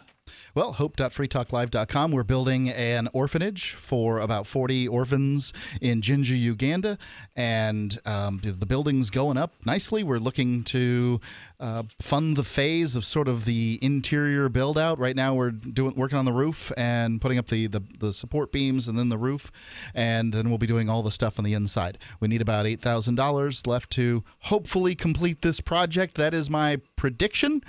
And we need about 20. That means that because our funds are being matched by both GetSell411.com and double matching, Jax.io, that we need to raise about $2,700 in order to reach the goal. And we've gotten some donations yesterday. Thank you very much. And still need some more. It's doable. Yep, that's doable. That's a goal that can be reached. So if you want to donate via PayPal, check, money order, Bitcoin, all of those things are possible, right? Just go to hope.freetalklive.com. All the instructions are there. Hope.freetalklive.com. As we go back to Sarah in New Mexico. Sarah, you were calling about voting, and Mark, you made the statement that voting is statistically insignificant. But did you say that's true for everybody? Well, I mean, the smaller the pool, the more significant your vote will be. Right, so if you vote in a municipal election, then it's more significant than, say, voting in a federal election. But if your municipality is Albuquerque and not some little, Wilkinson, Pennsylvania, or some tiny little town out there, then, I mean, it's going to be, there's a difference. If you're voting in a New York City citywide election for the mayor, then your vote is statistically insignificant because there are millions of people casting a vote. And there's so much corruption there, too. Right. If you live in a town... Well, you know something? Go ahead. I just want to mention something. You know what? It does matter that we vote here in Albuquerque, because I want to say that Mayor Chavez, the mayor before, he was going to keep the red light cameras no matter what. And I think that was the tipping point. He got voted out and got we winded up replaced with Mayor Berry. And Mayor Berry was about, I'll do what the wishes of the voters was. Voters voted against the red light cameras. It's an unfortunate name to have as a mayor. How many people get killed? He's going to uphold that, and he's got 3 more months, and he did that. So we're number one in pedestrian fatalities. We are number one. And then our traffic fatalities went up. But you know what he said?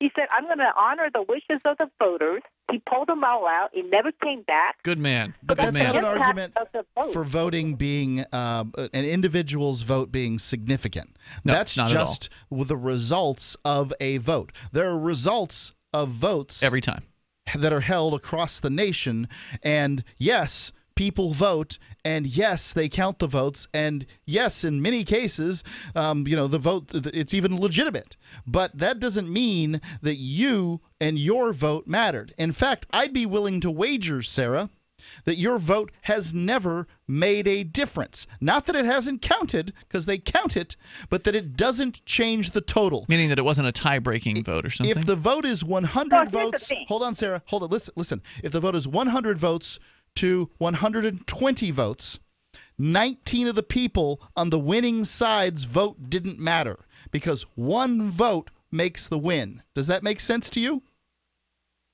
Well, then, over here, most of the elections you have to win by 2%. So Really? a lot of times In order to prevent on New a Mexico, recount? yeah, well, a lot of the elections, it's not. It has to be. So the margin. She's making a good counter argument there, Mark. What? It's just a margin by which you have to win. It doesn't make a difference mathematically. Well, here's the thing: is that okay? One person, it doesn't really matter. Okay, Right. but you are only 3,000 one people person, that think the Sarah. same way. Now you make a great case for calling into Free Talk Live, and hopefully you change somebody else's vote. Why you continue to call in on a national show and talk about local issues, I'm not entirely sure. But nonetheless, I think that that's true. You'll do more by putting a sign in your yard than you will by walking to the polls on voting day. But if you put the sign in your yard, What if you walk to the polls with a sign? That's fine too. Ian, you can do whatever you But you know want. what? It's your life. I have voted. Look, okay, let's say you get like 1,000 people that figure that, my vote don't count and they don't show up. Uh-huh. So one person, it doesn't really matter, but you get 1,000, 1,500 people that say, well, I'll just go and vote and have a say-so, and it will matter. How does you So going to most vote of the percentage change those people's votes?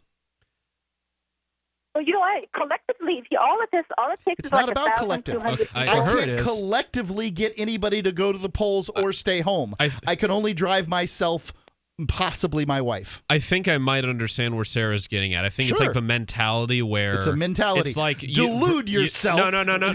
It's like sort of like a universally preferable behavior. I think if I hold this, if I hold this to myself, if I say, okay, I'm going to go and vote, because if I stay at home thinking it's not going to matter, then, sort of like a law of attraction type thing, then other people might think the same way, when really if all the people who thought that way went out and voted, it would have made a difference. I'm happy to talk about law of attraction, but I'm not going to do it in the foundation of science and mathematics.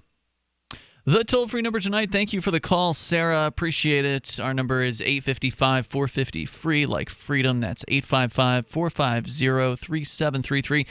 She mentioned the mayor, or somebody mentioned the mayor of New York and all that, and you actually had a story, Vincent, about that. I don't know how much of it we can share tonight, but I was very interested in what you said was the headline, and that was that the New York City mayor has apparently come out in favor of abolishing private property. Not necessarily abolishing it, but in a manner of speaking, yes. I want to hear more about that. Where's this story coming from? Do you happen to know offhand? Yeah, Infowars.com. Okay. Oh, boy. Well, let's hear it. Oh, okay. boy. All right. If you've got it pulled up, I don't know if you do. So, titled, New York City Mayor Goes Full Commie, Calls for End of Private Property. Bill de Blasio channels Karl Marx in recent interview. And they say that because... Wasn't he a Democrat, de Blasio? Yes, he is. Yes, he is. And they say it because they take the paragraph of what he said and then compare it to something Marx wrote. Okay.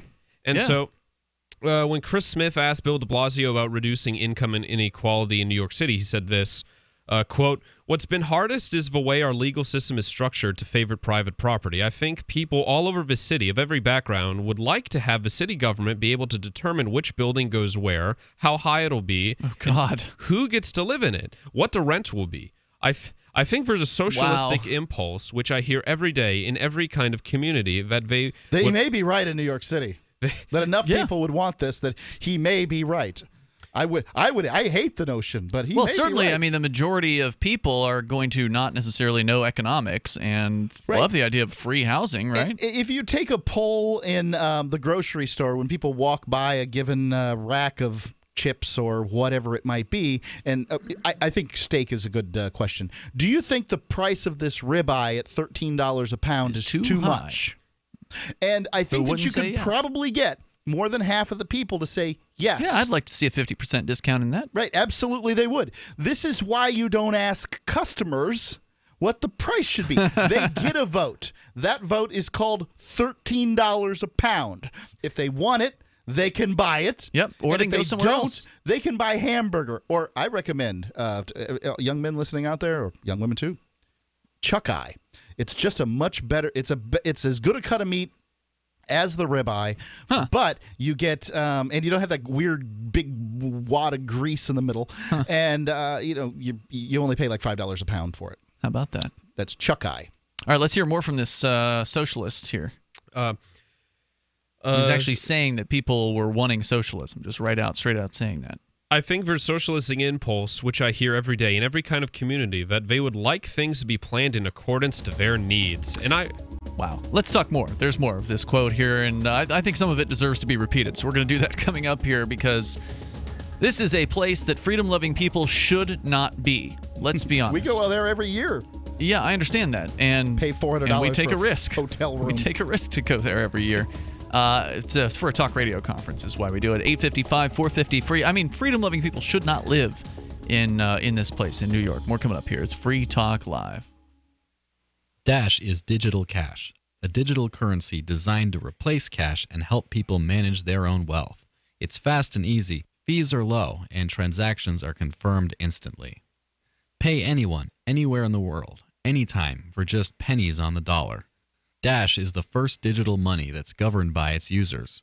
Join Dash and help us build a better financial system for everyone. Find out more at dash.org. That's dash.org.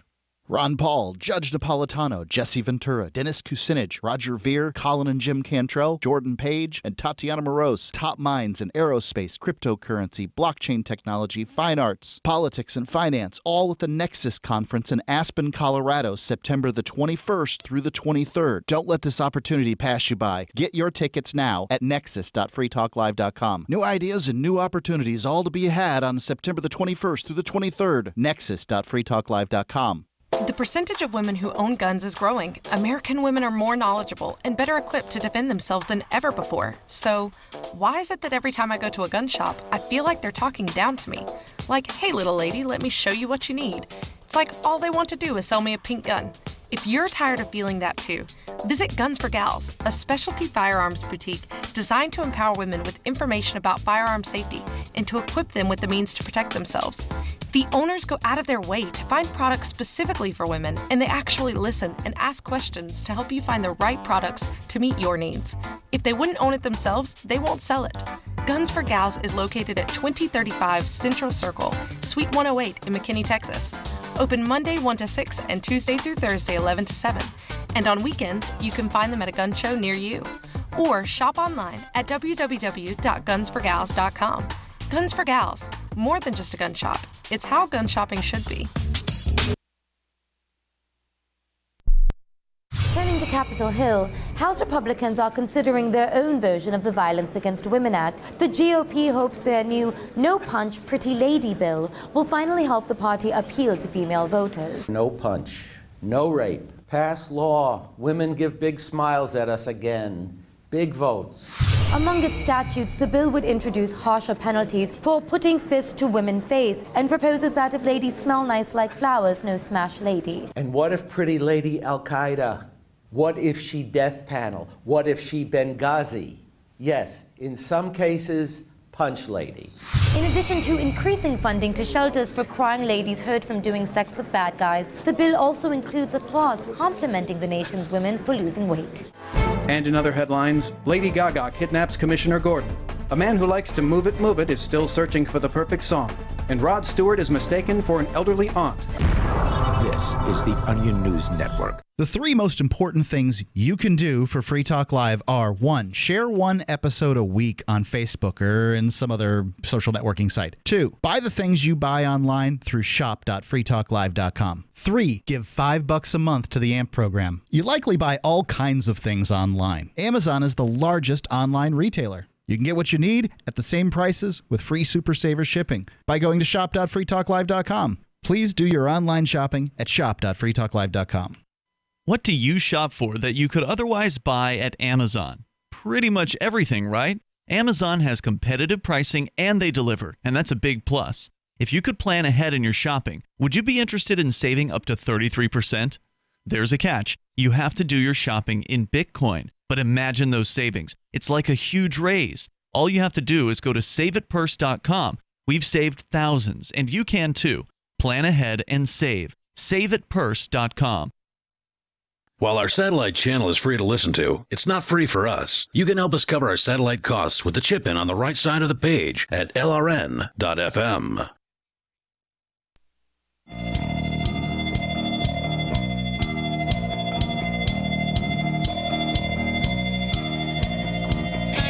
Free Talk Live. You can dial in toll free and join us on the radio. Our number is 855-450-FREE like freedom. That's 855-450-3733. We do have Skype, and the Skype username is lrn.fm. With you in the studio tonight, it's Ian. It's Vincent. And Mark. Well, of course, you can bring up whatever you want. We've been talking about the Hurricane Irma, that is looking to do some pretty brutal damage to wherever it comes in contact with, and already has done so. You're certainly welcome to comment on anything you want, but we were just sharing, you've got, Vincent, a story out of New York City where Bill de Blasio, who's the mayor of the city, has made some pretty shocking statements that just basically embrace the idea of socialism, just openly embracing it. And I want you to just go ahead and start the paragraph where the quote for what he said was. Just start it over for listeners just tuning in, because it's just so chock full of garbage. We just need to hear it again. I think people all over the city of every background would like to have the city government be able to determine which building goes where. It already does that. How high it'll be. Does that already. Who gets to live in it. Does that, well, pretty much. With Section 8, I guess it does. Yeah. What the rent will be. I think. Yep, rent control, that's a thing. Yep. I think there's a socialistic impulse, which I hear every day in every kind of community, that they would like things to be planned in accordance to their needs. And I would too, unfortunately. Is it their needs or their desires? Yeah, let's stop right there for a moment. Planned in accordance to their needs. Now, generally, when planning is done on a centralized basis, which is the way that government does things, where, some set of bureaucrats decides what's important, they would ostensibly like you to believe that they're doing it based on, we are really taking in the needs of the people here. We are taking those under consideration as we dictate how things should be built and what the rent should be, and we are listening to the people, and they are saying they want socialism, and they are saying they want us to, to take their needs under consideration. But the reality is, if you want your needs to be what is, the factor in how things are built or run or whatever it is we're talking about, then you need to be the one making the decisions. You need to be the one who is in charge of your life. Your needs are unique to you. Yeah, I mean, we all need food. We need water. We need, certain things like that. The thing, I guess wants is probably a better term. The things you want in life are unique to you. If you're going to require the government to take care of things that are important, then don't be surprised when they make some pretty serious errors when, we just talked about how in Hurricane Harvey's aftermath, they're turning away people that want to help, that really want to help fulfill people's needs of, like, not drowning and being able to, have some water they can drink and, not dying because they've been left to starve somewhere and nobody's picked them up.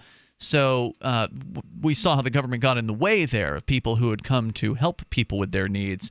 And centralized planning, centralized control, it doesn't care about your needs. It cares about the needs of the politicians, and the politicians need to get voted back into office. And de Blasio wants to get voted back into office again so he can use his political power to punish his enemies and reward his friends. But all the while, he gets to aggregate that power to himself by talking about how he's going to help people out who are in need. Let's go on with the quote. So certainly, and it was familiar too, and I looked it up, and he almost said verbatim Karl Marx's slogan: "From each according to his ability, to each according to his need." Yeah, Well, I mean that they should adopt that as the new city motto in New York City. Yeah. Is there more from that quote, though? I didn't feel like we finished it. Yeah. And I would too. Unfortunately, what stands in the way of that is hundreds of years of history that have elevated property rights and wealth to the point that the reality what calls for tune on a lot of development. What was the last line? I'm sorry. The reality what? Yeah, that's when the quote ends. For what stands in the way of that is hundreds of years of history that have elevated property rights and wealth to the point that that's the reality that calls the tune on a lot of development. Calls the tune. Okay, so he's saying because of private property, people have and all money. this right. People that have all this wealth and money that stands in our way. We would otherwise have a full-on socialist New York City if it weren't for that. Is what he's saying. I think that where he fails to understand is the city doesn't have money that it doesn't steal, right? It doesn't have money that it doesn't take from someone. You might argue theft, but you certainly can't argue taking. Oh, he certainly understands that that's true. But he understands how the city funds itself. Yeah, he does understand that. He thinks it's legitimate, though, so he can't argue that it takes it. And if without those people from whom you take the money, then there wouldn't be anybody to build the buildings. That's right. Because the city isn't going to do it. What are you going to do? Rob all the poor people that want free buildings, free places to live? No, they're going to have wealthy cheap food people. and make sure that everything, everything's quiet at 10 p.m. at night and all the other things that they want? No. The only way you get it is if somebody is willing to put enough money into building a building in the place in America that has the most restrictions on building a building. Oh, yeah, it's crazy. So that's going to drive up the cost of an apartment in these places. And then he appeals to the people in the apartment saying, isn't it too much? Well, if it wasn't for all your stinking rules, it'd be a lot cheaper. It would be less expensive and people would be able to, live elsewhere. That's absolutely true.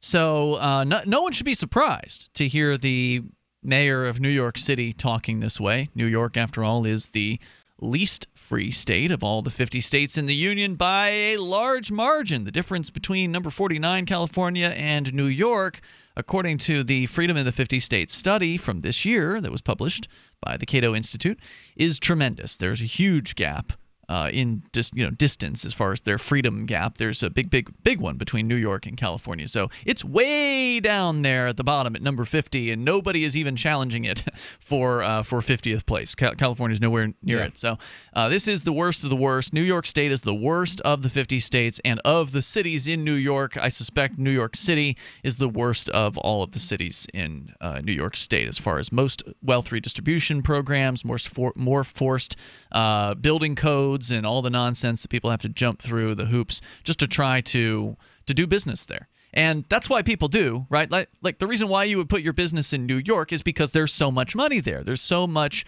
wealth in that city. But that's what he's complaining about. He's literally saying it's the wealthy people that are standing in the way of me. Because Bill de Blasio, would love to implement more socialism here, but doggone it, it's those rich people. They've got so much wealth and so much influence that they're the one they're stopping us from a total wealth redistribution program. And ultimately, he's not telling the full story because he's right? Like, he must know that if they build the government too big, that the wealthy people are going to say, you know what? We could build Wall Street over there, and like go over to New Jersey or Connecticut or something like that. There's plenty of exchanges around the world, and frankly, they don't need to be geographically in one place anymore. Sure. I mean, Wall Street itself is an anachronism. Anachronism, yeah. Those guys all standing around yelling in a room. What's that all about? No. There's machines. I don't even know if those guys do that anymore. There are machines that trade at something close to the speed of light. Right. Those guys are doing nothing. So the mayor does know that if they keep doing more wealth redistribution, there's a trader listening to this show right now who's going to send me a nasty little email. Huh? There's a Wall Street trader right now. Oh, okay. Who does this for a living. I thought you said traitor at T-R-A-I-T. Okay, gotcha. Trader who wears a silly blazer during the day, and he's got going to send me an email to tell me exactly why he's important. And you know what he should do, or she, whomever they may be? They should call in and tell us. Sure. Yeah. We'd love that. Phone lines are open 7p to 10p Eastern Time, Monday through Sunday, 7 days a week. It's not like you can't fit this into your busy schedule. But he's right though, right? Like even though the majority of people may want what he's talking about, they may want socialism. He may indeed hear these things. He says he hears it all over the place. Every community he goes into, he hears socialist conversations, people wanting wealth redistribution, wanting controls, wanting government regulations, and all that stuff. And of course, New York City is going to pass more. Like there's definitely going to be more controls, more business regulations, more taxes coming out of New York City. It's not going to turn around the other direction and get into a smaller government or anything like that. But what he is admitting here is the reason why they can't go full bore into socialism is because he knows they'll lose the wealthy. And if you don't have the wealthy people to tax, you don't have a successful socialist program. Right. He knows that. Because sooner or later, the problem with socialism, sooner or later you run out of other people's money. Exactly. And so that's why you're not going to see a full-on, overnight implementation, but little bit by bit. They're definitely making the biggest. They keep on turning up the burner on the frog if it doesn't jump out, but it will. I mean, there are people leaving New York all the time. Wealthy people are leaving New York because they just don't get as much for their money there. And the people who are left over are so dependent on government handouts and social. It's a city of slaves. Right. They feel stuck. So, hey, we're out of time for tonight. Don't forget, you can catch more of Vincent on Off the Air Live at offtheairlive.com. I don't know if this week's show's been posted yet, but I don't know if he even has a domain anymore. Well, then you can hear it live on LRN.FM, whatever it happens to be next. And we'll see you online in the meantime between now and the next show, which is tomorrow night. Online at freetalklive.com. Since time began, tyrants have taken aim at personal liberties. Now there's a movie that aims back. The government has no more right to tell us what to put in our bodies than they have to take our guns or tell us what books we can read. 6 drug police were eaten by bears while raiding a marijuana farm. On your knees, you dirty hippie! Jesus. On your knees! What's the problem, officer? Today, many cops who enforce pot laws do so only because it provides them with cushy jobs, good benefits, and a chance to push people around. I was an undercover narcotics officer. The drug war is nothing but a farce. The Second Amendment says you got to keep you and your gat intact. Guns and Weed, The Road to Freedom. A film by Michael W. Dean and Nima Vadadi. DVD available now at gunsandweed.com or on Amazon. That's gunsandweed.com. Makes the perfect gift. Remember, that's gunsandweed.com. Looking for a great real estate investment? Consider New Hampshire, which is ground zero for the Liberty Movement. Your first call should be to Mark Worden from Porcupine Real Estate. He's more than just a real estate agent. He's your New Hampshire concierge. Where are the best places to live? Do you want farm, city, the burbs, or forest? Do you want a duplex or multifamily building so that renters pay your mortgage? There are homes in all price ranges in New Hampshire, and Mark can help with financing too. Invest in liberty and property. Mark Worden can help. PorcupineRealEstate.com. If you want to know the latest about Free Talk Live before we go on the air, all you need to decide is how you want it delivered. It's your choice. Visit news.freetalklive.com. You can get emailed announcements and participate in contests via our email updates list. Plus, we have a Twitter account that you can follow and a Facebook page where you can become a fan. So visit news.freetalklive.com to get news about Free Talk Live as soon as it's announced and the way you want it delivered at news.freetalklive.com. That's news.freetalklive.com. The latest episode of Declare Your Independence is next, after the news, here on the Liberty Radio Network, LRN.FM. From Keene in the Shire, the Liberty Media capital of the world, this is Daryl W. Perry, host of FPP Radio News for Wednesday, September 6th, 2017. Silver is trading at $17.93 per ounce. Gold is valued at $1,340 per ounce. Bitcoin is trading at 4.6 cents, and the average price of Bitcoin is $4,615.